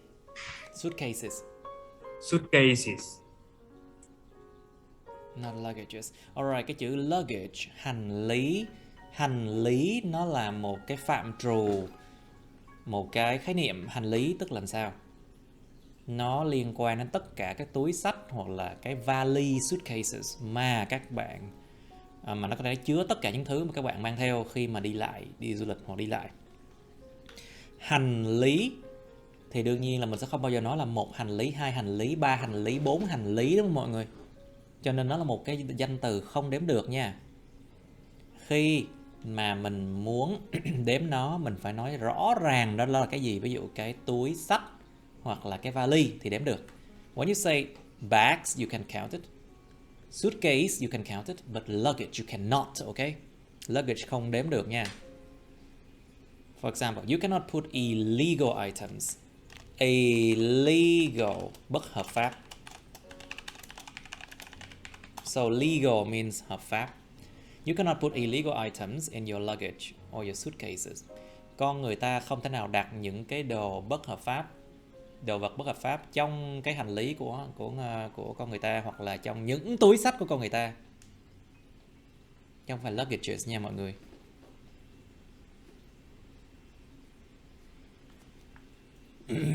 Let's continue. Okay, we have destination. Continue, please, folks. Destination. Destination is countable noun. It's a countable noun, which means a place. It's a countable noun, which means a place someone is going to, or a place something is sent to. Or a place something is sent to. Is sent to. A place something is sent to. Sent to. Or a place something sent. Something is sent to. Destination là gì? Destination là điểm đến. Điểm đến tức là nó một cái danh từ đếm được. Tại vì chúng ta có một số điểm đến khác nhau. 1 điểm đến, 2 điểm đến, 3 điểm đến được mà. Đếm được. So destination, điểm đến, nó có nghĩa là cái nơi nào đó một người đang đi tới hoặc đi đến, hoặc là một cái nơi mà bạn đang gửi cái gì đó đến. Ví dụ điểm đến Hà Nội, điểm đến thành phố Hồ Chí Minh, gửi đồ đến đó chẳng hạn. Hoặc là điểm đến đó là điểm mà người ta đi lại, đi tới đó, người ta đi tới đó. Điểm đến, destination. Okay. You know the word destiny, right? Nó có cái từ destiny là số phận á. Số phận hay là fate. I think it's related to the word destination. Chắc nó liên quan đấy. Điểm đến, số phận của tôi để đến đâu. Số phận của tôi sẽ lạc đến đâu. Where's my destiny? Where's my destination? I think it's related. Có liên quan đấy chứ. Số phận tôi sẽ đi đến đâu, đi về đâu. Where's my destination? Is it my destiny? Thì phải số của tôi ở đây không? Số phận tôi đưa đến đây không? Alright, let's do 1.5. Correct the vocabulary mistakes in the text. Các bạn phải sửa những cái lỗi sai về từ vựng ở trong cái đoạn text nha. Okay, so you have this one. Nó có một số sai, like there's a lot of words that is wrong. For example, journey, trip, travel, traveling, or destination, or widen, broaden, or luggage, suitcases. You have to change this word. Có những cái từ như vậy nó sai thì các bạn sửa nó nha. Okay. 2 minutes. 2 phút bắt đầu. Alright, let's fix it now. 1.5, right? So here you can see the answer.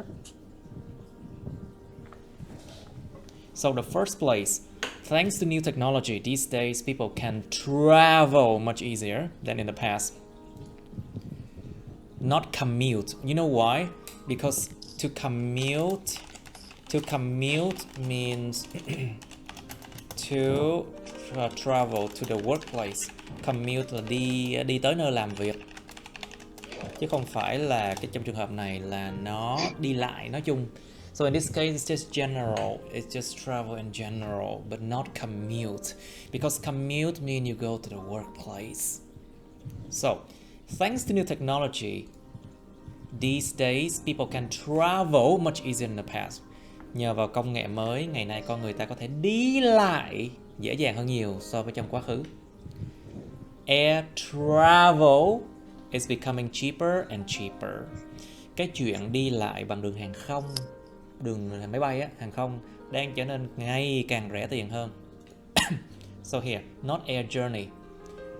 Nó nói về cái chuyện đi lại bằng đường hàng không, nó phải là air travel. It's just air travel because it's not journey. Because it talks about the travel by air. Nó nói về chuyện đi lại bằng đường không. Air travel has becoming cheaper and cheaper. So almost anyone can plan their trips or journeys at an affordable price. Chuyện đi lại bằng đường hàng không đã trở nên ngày càng rẻ tiền hơn, cho nên gần như bất kỳ ai cũng có thể lên kế hoạch cho cái chuyến đi hoặc là chuyến hành trình của họ ở một cái giá tiền mà phải chăng.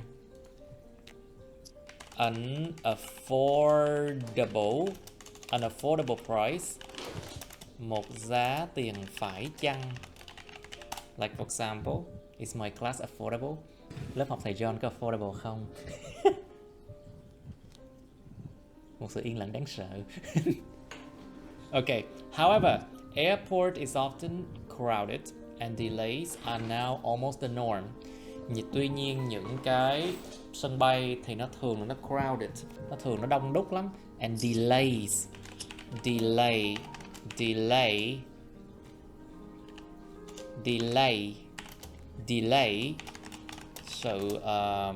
sự chậm trễ trong chuyến bay. Delay are almost the norm. The norm is a noun form of normal. Dạng danh từ của chữ normal hay bình thường, thì the norm là chuyện bình thường. Cái chuyện delay bây giờ nó gần như là chuyện bình thường ở những nơi như vậy rồi. Almost the norm in those places. Traveling by train, cái chuyện đi lại bằng xe lửa, is now faster and more convenient than in the past. Thì bây giờ lẹ hơn, nhanh hơn và tiện nghi hơn trong quá khứ, so với trong quá khứ. So here, traveling. It's not tourism by train, it's traveling by train. Chuyện đi lại chứ không phải là chuyện du lịch bằng xe lửa. Chuyện đi lại bằng xe lửa, traveling by train, is now faster and more convenient in the past. However, passengers, hành khách. Passengers, những hành khách, still have to carry heavy luggage, or if you use suitcases, with S. Dùng chữ suitcases, cái vali thì phải có S nha, còn luggage không S, luggage without S. Still have to carry heavy luggage, or still have to carry heavy suitcases on board. On board means trên tàu. On board, trên tàu, trên chuyến tàu, on board. If you are on board, you are on the vehicle. If you are on board, you are on a vehicle. Vehicle.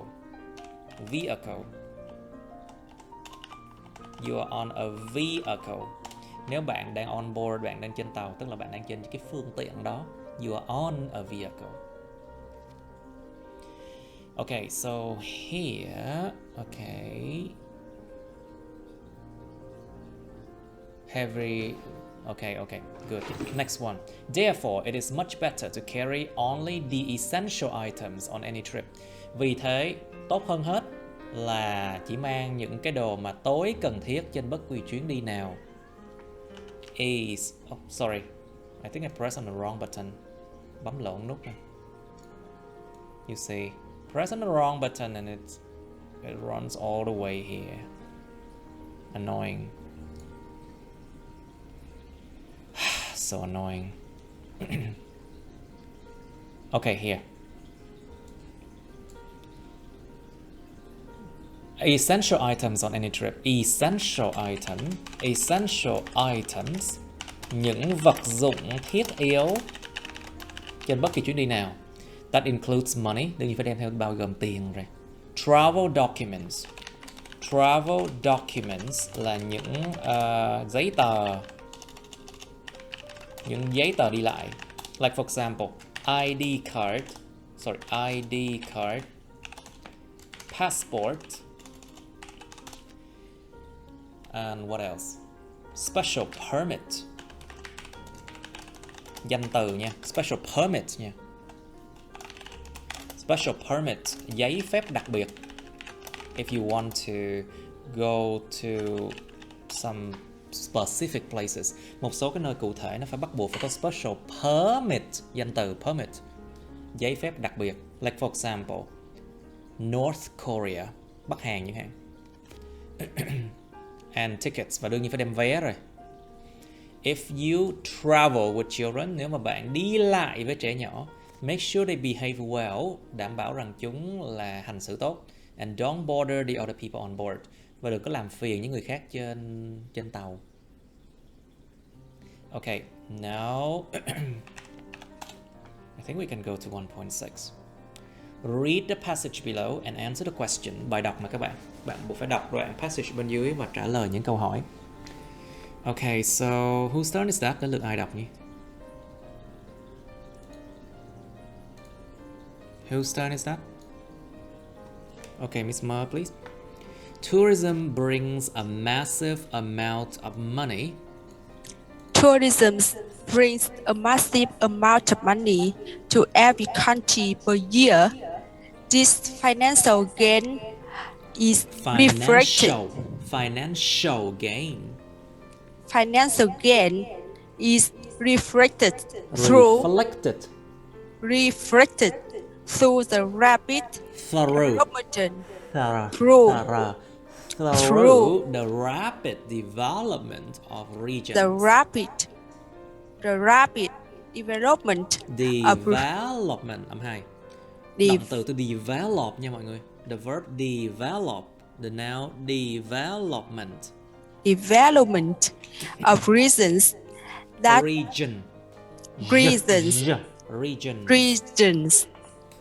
that were once uninhabited. New luxury resorts and fancy hotels are constructed in city center or close to beaches to serve the growing needs of tourists. On the top of that, local people also benefit from this rise of tourism when businesses flourish and unemployment rates decline.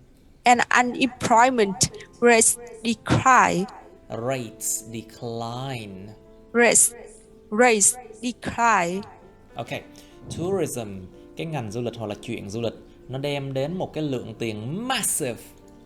So mass, the word mass means khối lượng, and the adjective massive means very big, very large, cực to, cực bự.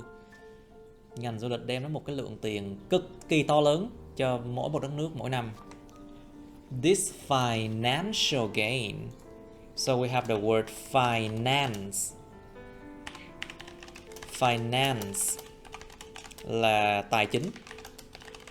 Thì cái tính từ là financial.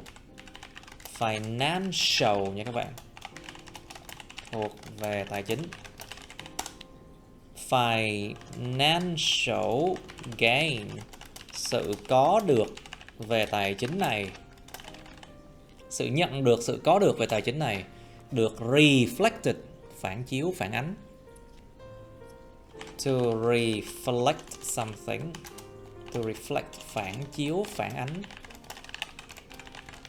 Cái sự nhận được về tài chính này được phản ánh thông qua cái sự rapid development of regions. Sự phát triển nhanh chóng, rapid.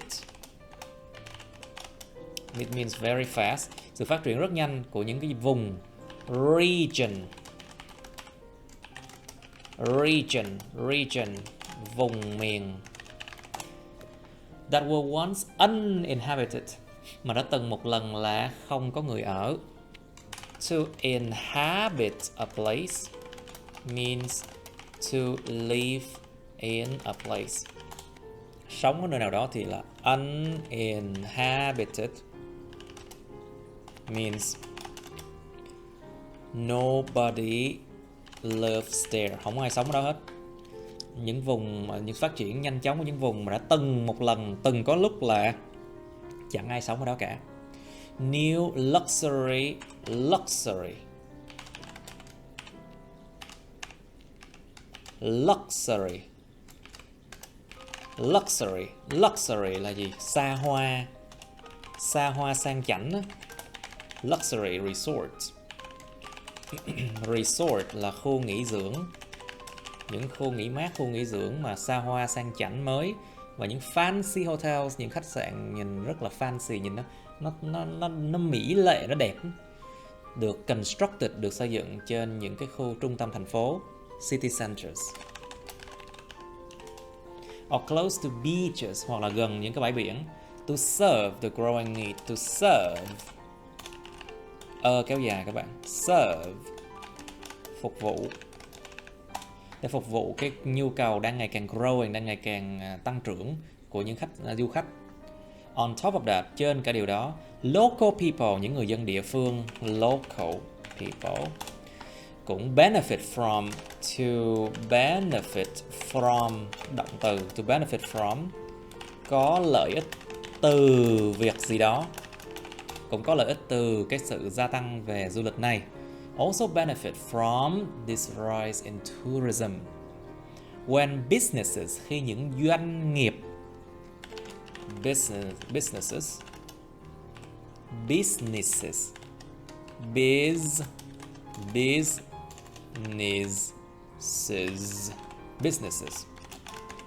những doanh nghiệp flourish, cái từ này nghe quen mọi người, nhìn nó giống cái từ gì?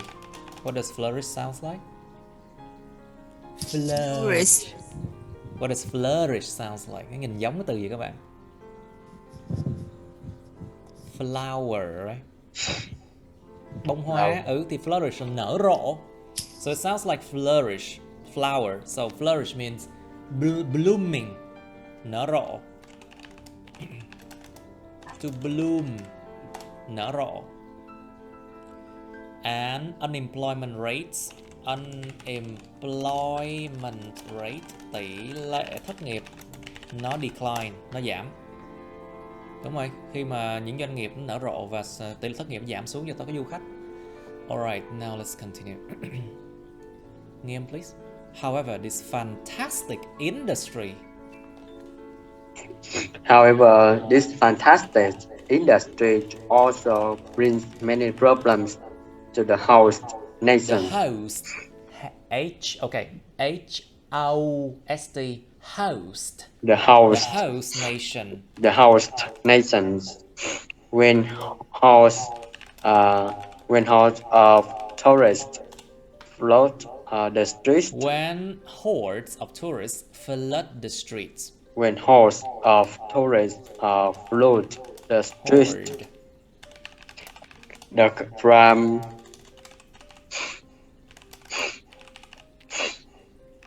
Are you okay? Yeah. Flood. The flood. The flood là cơn lụt lội.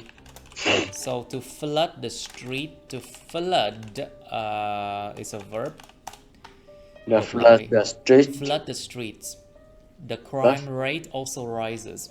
The crime rate also rises. Pickpockets,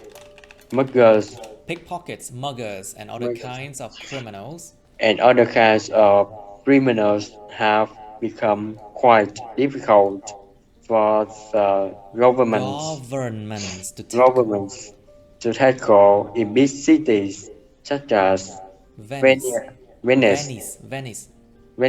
or Paris. Besides, brand tourists can behave in ways that are unacceptable, and they may even commit crimes while in that state. Making the lives of the local people less safe. Safe. S-A-F-E. Safe. Less safe. Safe. A-F. Safe. Less safe. Okay, now, however, this fantastic industry, fantastic, tuyệt vời, Nó bằng chữ amazing thôi. Cái ngành công nghiệp tuyệt vời này cũng đem đến nhiều vấn đề cho những đất nước mà host, tức là những nước chứa đựng, và những đất nước mà người ta host, tức là cái chủ nhà, đất nước chủ nhà, đất nước mà đem những người kia tới đó, the host nations. Khi mà horde, những bầy đàn du khách đi theo bầy luôn á, những bầy đàn du khách flood the street, động từ to flood, giống như là nó làm như cơn lũ lụt luôn á. Những bầy đàn du khách nó mới ngập lụt luôn đường phố, tức là làm sao? Làm cho đường phố nó muốn như ngập lụt luôn. The crime rate also rises.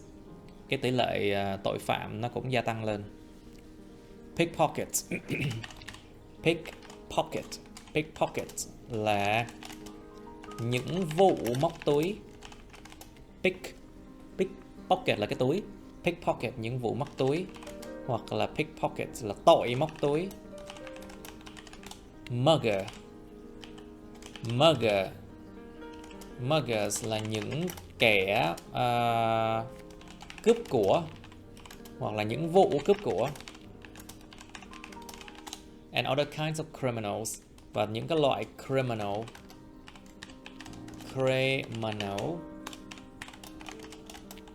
Tội phạm. Danh từ criminal là tội phạm.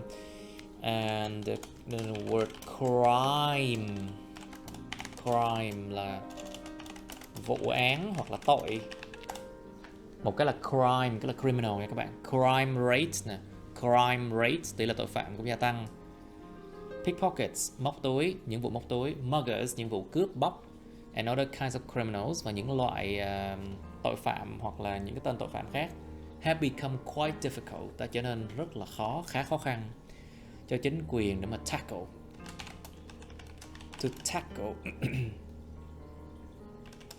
To tackle an issue, xử lý một vấn đề. So it's equal to solve a problem. Nó cũng giống nhau thôi. In big city, khá khó khăn cho những chính quyền để mà xử lý ở những thành phố lớn, ví dụ Venice or Paris. Venice ở bên Ý á, cướp bóc như rươi, trời, cướp bóc mà nhiều kinh khủng luôn á ở Venice. Or Paris ở bên Pháp. Besides, bên cạnh đó, drunk tourists là những du khách mà uống rượu, những du khách mà say xỉn. Drunk tourists có thể behave, có thể hành xử trong những cách mà unacceptable, không thể chấp nhận được. Unacceptable, không thể chấp nhận được. And they may even commit crimes, phạm tội. Họ có thể còn phạm tội trong cái trạng thái đó, while in that state. Making the lives of the local people less safe, làm cho cuộc đời, cuộc sống của những người dân địa phương kém, gọi là an toàn hơn. Alright, continue. Phúc ơi. Moreover, the more tourists, the more trust can be found on the streets, and this forces the locals to work this forces the locals to work harder. And this forces the local to work harder in order to clean up the mess left behind.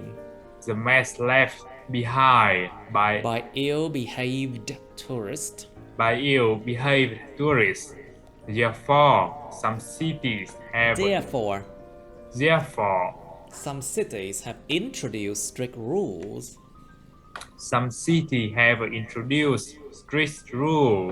To prevent the harm caused by uncontrolled tourism. To prevent the harm caused by uncontrolled tourism. Uncontrolled tourism. Uncontrolled tourism. Uncontrolled tourism. For instance, tourists are not allowed to bring chewing gum. Tourists are not allowed to bring chewing gums into Singapore. Chewing gum. Chewing gum. Check this one out. You can say gum. Gum. Gum, gum, gum. Gum. Gum, gum, gum. Chewing gum. Chewing gum. To bring chewing gum into Singapore. Into Singapore. And a very very harsh punishment awaits those who litter. Động từ to litter, xả rác. Very harsh punishment awaits those who litter. Tuy nhiên, the more tourists, the more trash. Càng nhiều khách du lịch thì càng nhiều rác có thể được tìm thấy trên đường phố. And this forces the local, và điều này nó bắt, nó forces. To force someone to do something means bắt ai đó phải làm cái gì đó. So the noun force means lực lượng hoặc là force còn có nghĩa là lực trong vật lý các bạn. So in physics it means force in physics, lực lượng hoặc là lực, force. Okay, this forces the locals to work harder, và điều này nó bắt buộc, nó ép những người dân địa phương phải làm việc chăm chỉ hơn, làm việc nhiều hơn. In order to clean up the mess, để mà clean up the mess left behind, dọn dẹp cái đống hỗn độn, the mess, dọn dẹp đống hỗn độn bị bỏ lại. Đương nhiên rồi. By ill-behaved tourists. Ill-behaved tourist, những du khách hành xử rất tệ, hành xử kém. Therefore, some cities have introduced strict rules. To introduce strict rules, đưa ra ban hành những điều luật rất là strict, những điều luật nghiêm khắc. Đưa ra ban hành những điều luật nghiêm khắc. Strict rules to prevent the harm, để phòng ngừa cái the harm, danh từ harm, tính từ harmful đó các bạn. Để phòng ngừa cái sự hại hoặc là những cái hậu quả được gây ra bởi uncontrolled tourism, chuyện làm du lịch không kiểm soát, tức là cứ để thoải mái đấy, không kiểm soát thì nó gây rất nhiều cái hại. For instance, ví dụ những du khách không có được cho phép đem sinh gum, chewing gum vào Singapore, và một cái a very harsh, nó sẽ bằng chữ strict, very harsh punishment awaits, một hình phạt rất nghiêm khắc chờ đợi những người mà xả rác. To litter, xả rác, nghiêm khắc lắm đó nha, có thể đánh roi đó nha, bên Singapore là vậy đó, chứ không phải chỉ phạt tiền với là phạt tù đâu. So it's very strict in Singapore, you have to understand. Now let's answer this question. Okay, we have quite a lot, but anyway, we can do this. Now let's answer this question. Trả lời những câu này các bạn. Number one, tourists are often richer than the local people. Những du khách thường giàu có hơn là những người dân địa phương. Number two, the population, dân số, hoặc trong sinh học nó có nghĩa là quần thể. So in biology, population means like the same species living together in the same area. In biology, population means a lot of creatures of the same species living in an area. Rất nhiều cá thể, a lot of creatures, của cùng một loài of the same species, sống trong cùng một khu vực, nó gọi là quần thể. Ví dụ quần thể sói, quần thể sóc, quần thể khỉ, quần thể rắn. Like population of birds, population of squirrel, population of snake. Now, the population of many towns and cities increases as a result of tourism. Quần thể hoặc là dân số của nhiều thị trấn và thành phố nó gia tăng như một hệ quả của chuyện làm du lịch. Number 3. Tourism does have a good effect to have an effect on. To have an effect on.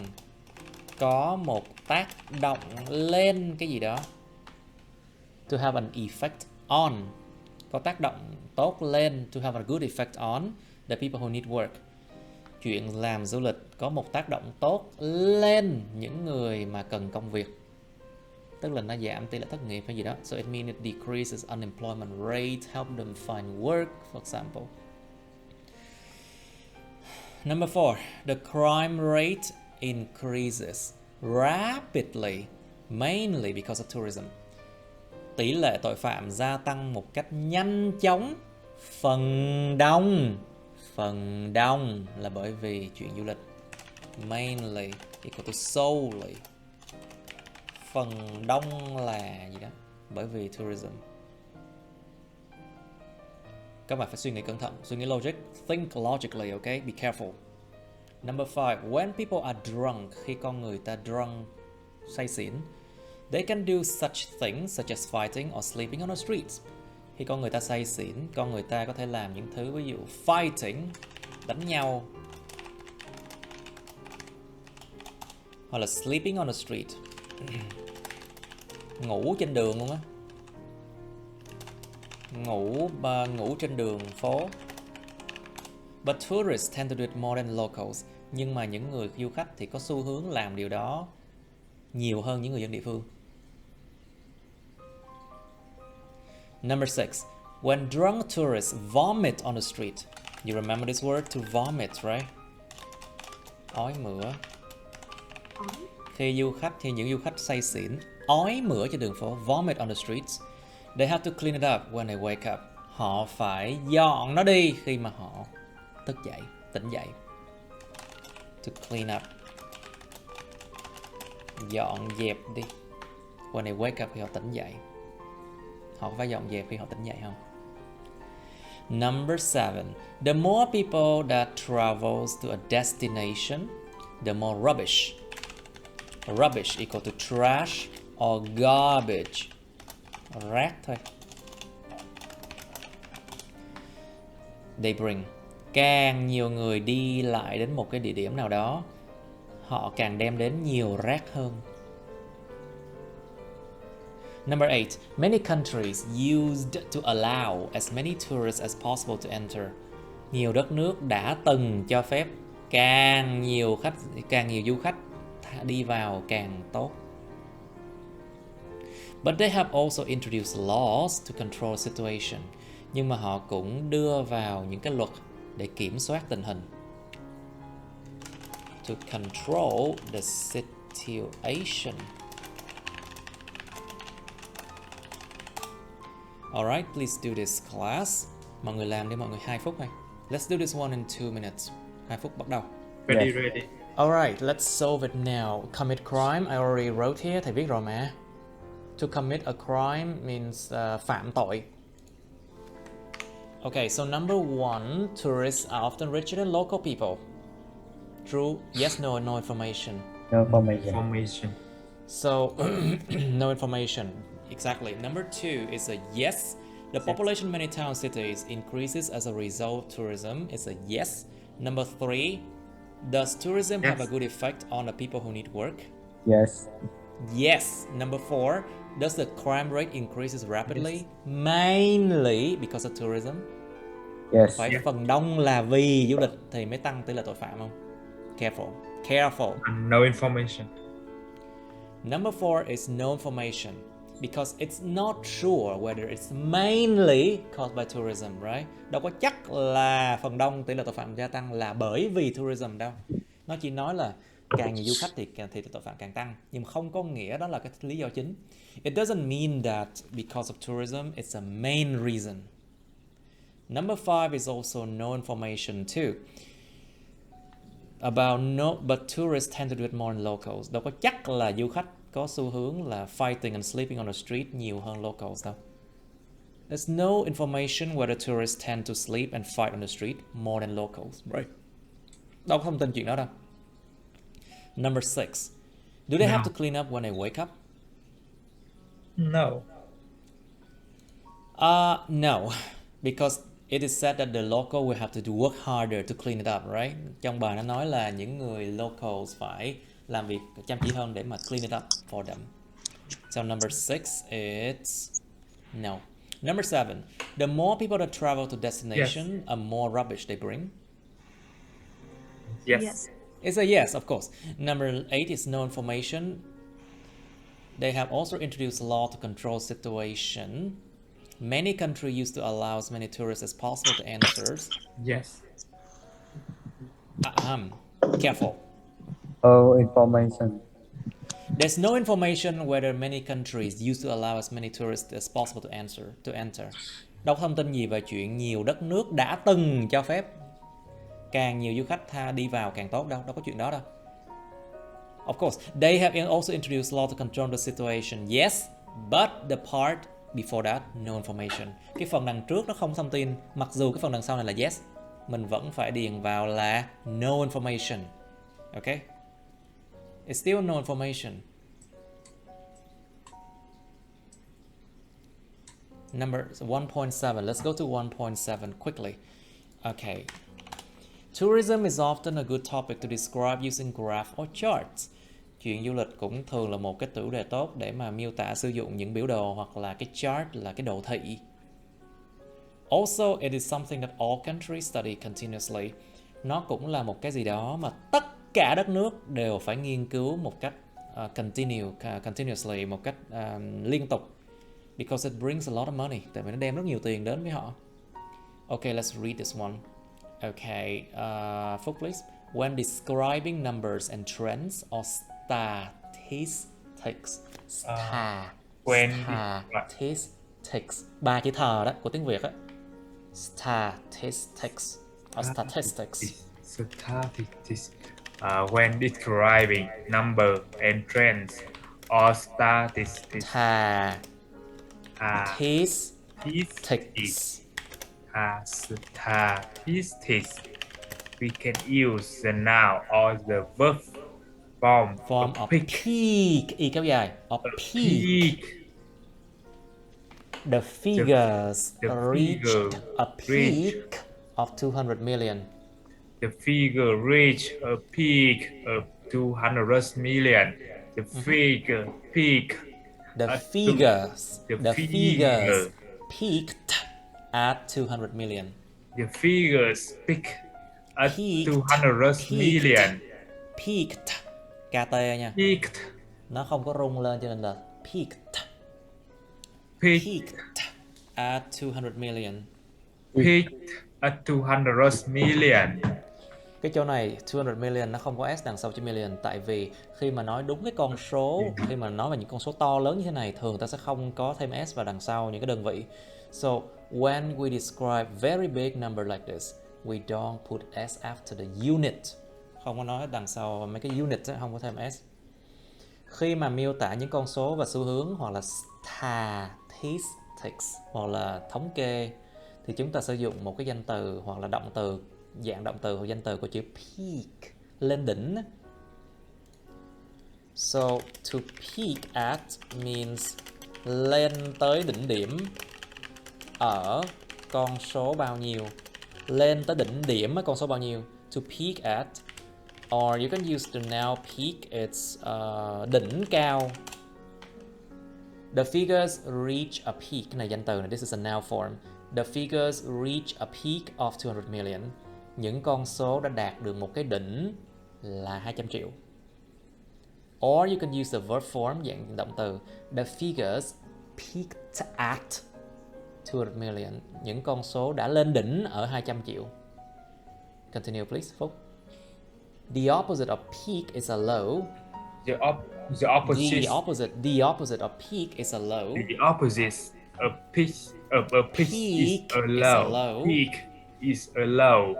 We can say The amount of the tourists amount of tourists reach a low of a low 500,000. of 500 million. No, 500,000. 500,000, but not the amount of tourists. The amount. The amount of tourists load at 500,000. 500,000. 500,000, not the amount of tourists the lowered amount at, of tourists lowered. at 500,000. Ok, cái đối nghịch của cái peak, peak một cái đỉnh, đó là một cái a low. A low, danh từ là một thấp điểm, một cái điểm thấp, một cái thấp điểm. Thì chúng ta có thể nói là the amount of tourists reached a low of 500,000. Cái số lượng du khách đã đạt được một cái điểm thấp điểm là 500.000.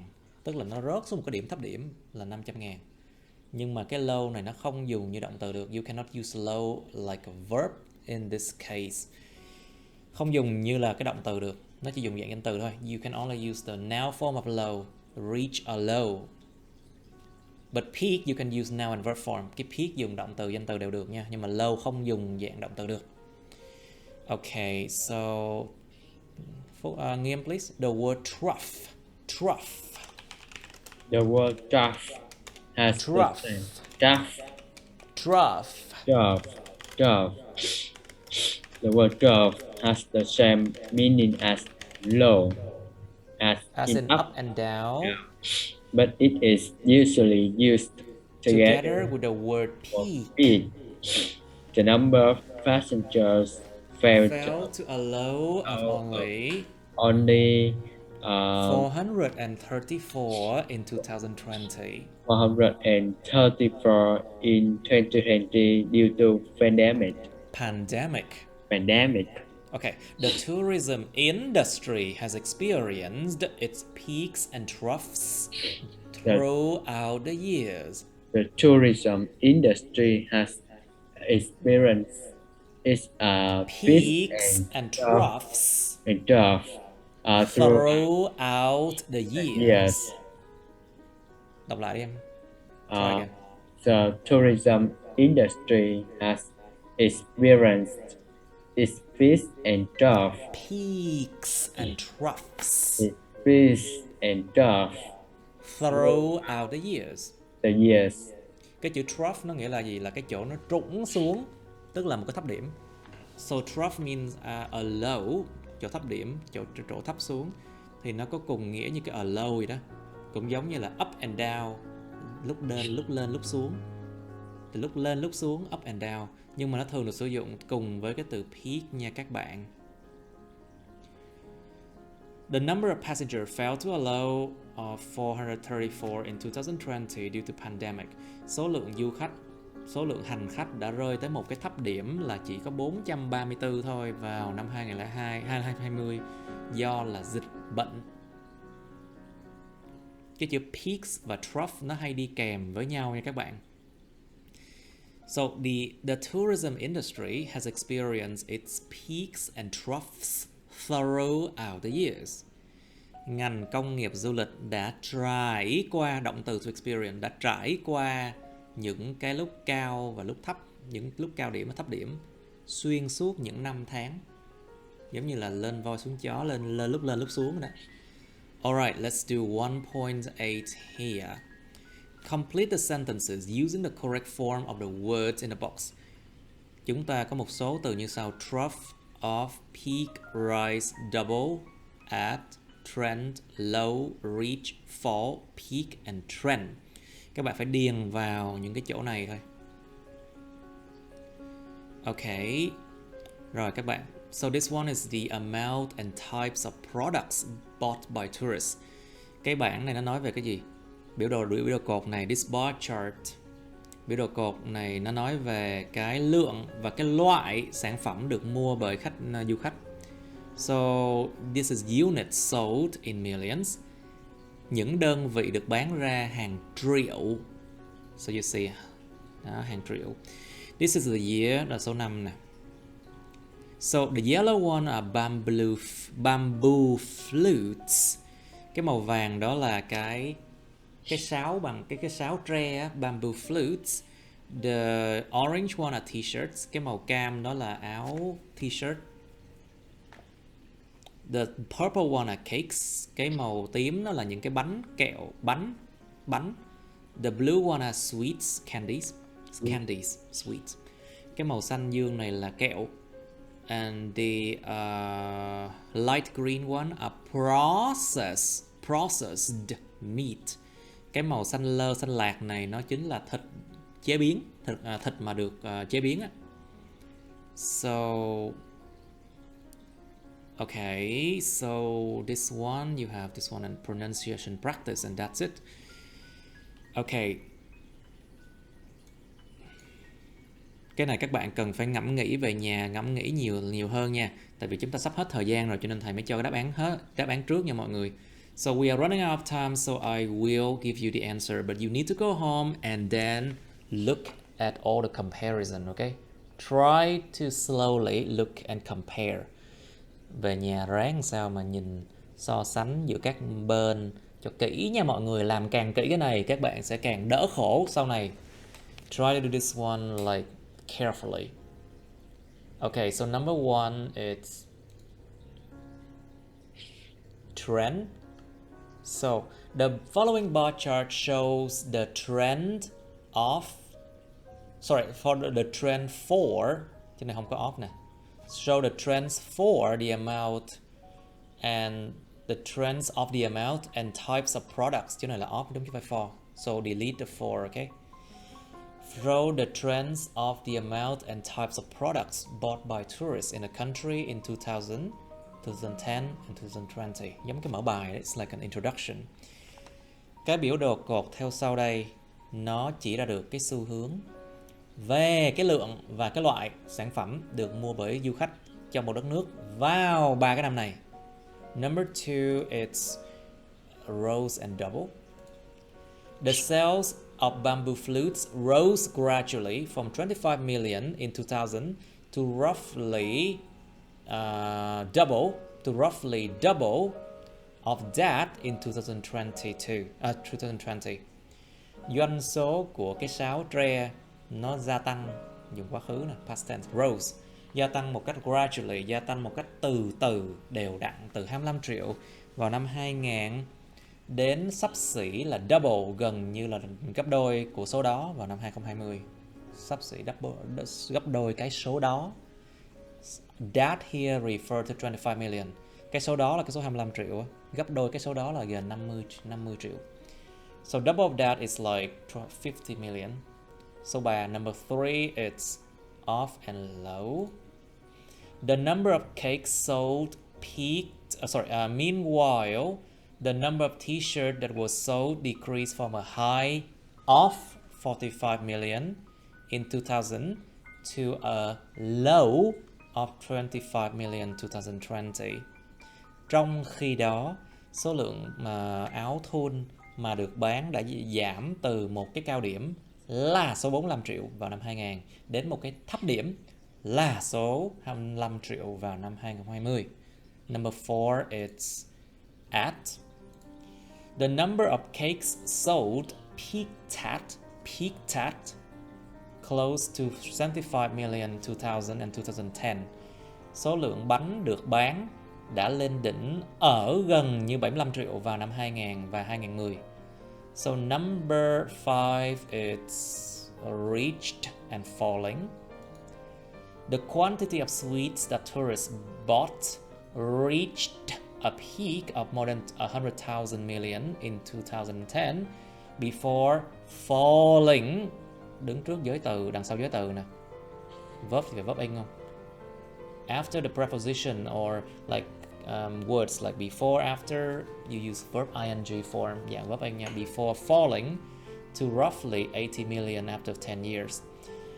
Cái số lượng kẹo mà du khách đã mua đã đạt được một cái đỉnh là hơn 100 triệu vào năm 2010 trước khi rơi xuống xấp xỉ 80 triệu sau 10 năm.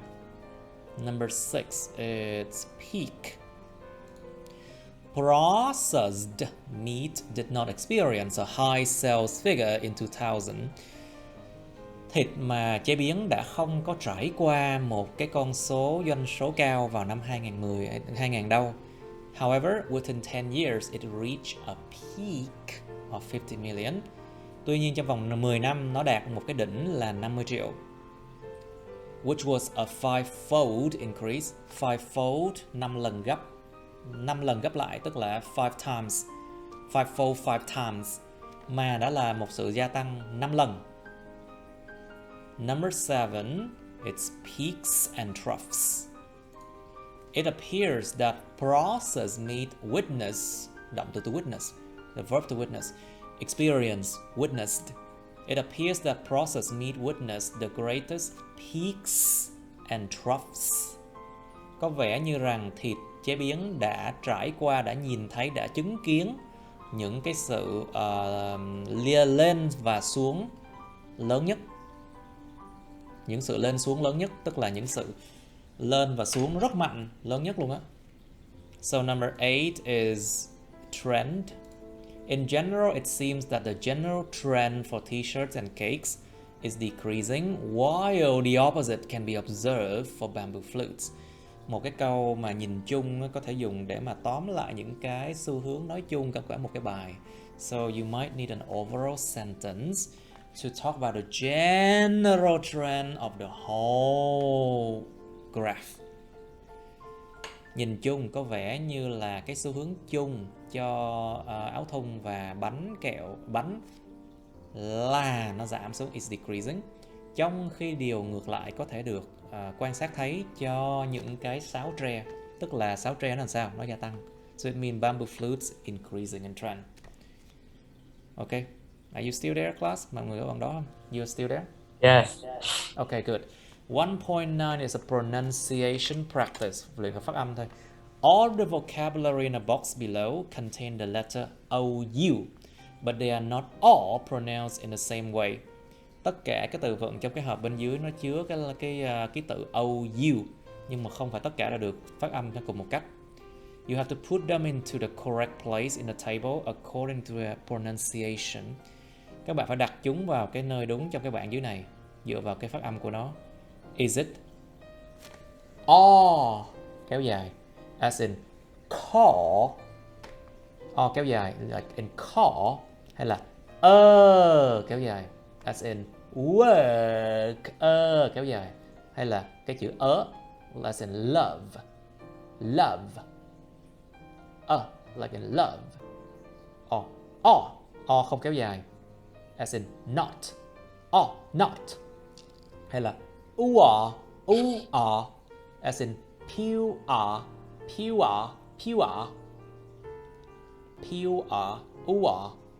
Or as in now. Now. So you have a lot of words here. Because we're running out of time, so I'll give you the answer. Chúng ta đang hết thời gian, thầy cho các bạn đáp án luôn. Look at this one. Okay, repeat after me. Lặp lại cho thầy. Bought.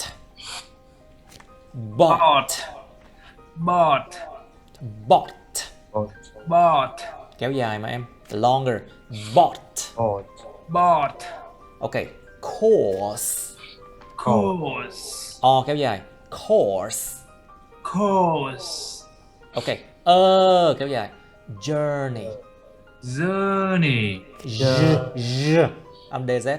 Journey.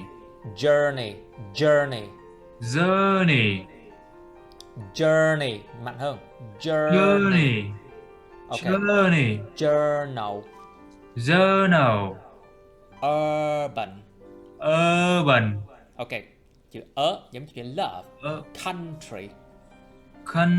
Tại vì các bạn viết được tiếng Việt, cân là K nè, chữ A dấu mũ nè, N nè, cân.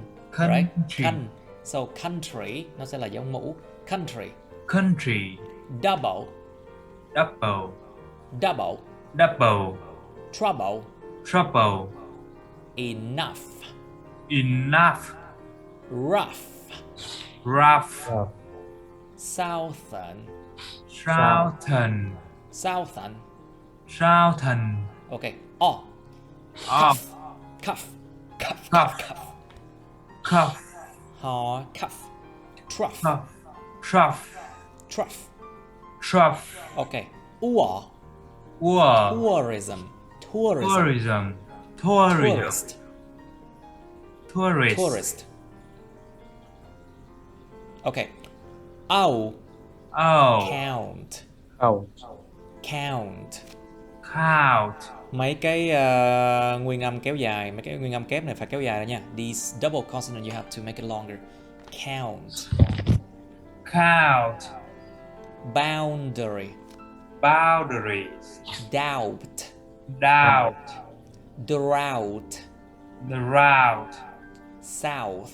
Shout. Amount. Amount. Mountain. Mountain. Okay, that's the end of the speaking practice. You need to go home and look for these words, okay, and try to practice, okay. Các bạn về nhà coi từ điển mấy từ này và luyện tập nha, luyện tập nhiều hơn mấy dụ phát âm nha mọi người. Do it carefully and you will be better. That's the end of the class. Any question? Câu hỏi gì không mọi người? No. No. Are you sure? Yes. Okay, that's the end of my videos. Please like, share this video with your friends, subscribe to my YouTube channel, and press on the bell button next to the subscribe button so you can get notified about my new uploads, okay? You can also press follow my Facebook, but please don't add me on Facebook as friends, okay? Cảm ơn các bạn đã theo dõi nha. Các bạn hãy nhấn vào like, chia sẻ video này bạn bè các bạn. Nhấn vào nút đăng ký kênh YouTube mình và nút cái chuông kế bên cạnh cái đăng ký kênh đó để mà các bạn sẽ được thông báo về những video mới nha. Các bạn cũng có thể nhấn vào nút theo dõi Facebook mình nhưng nhớ đừng kết bạn Facebook mình nha. Thank you and see you. Bye.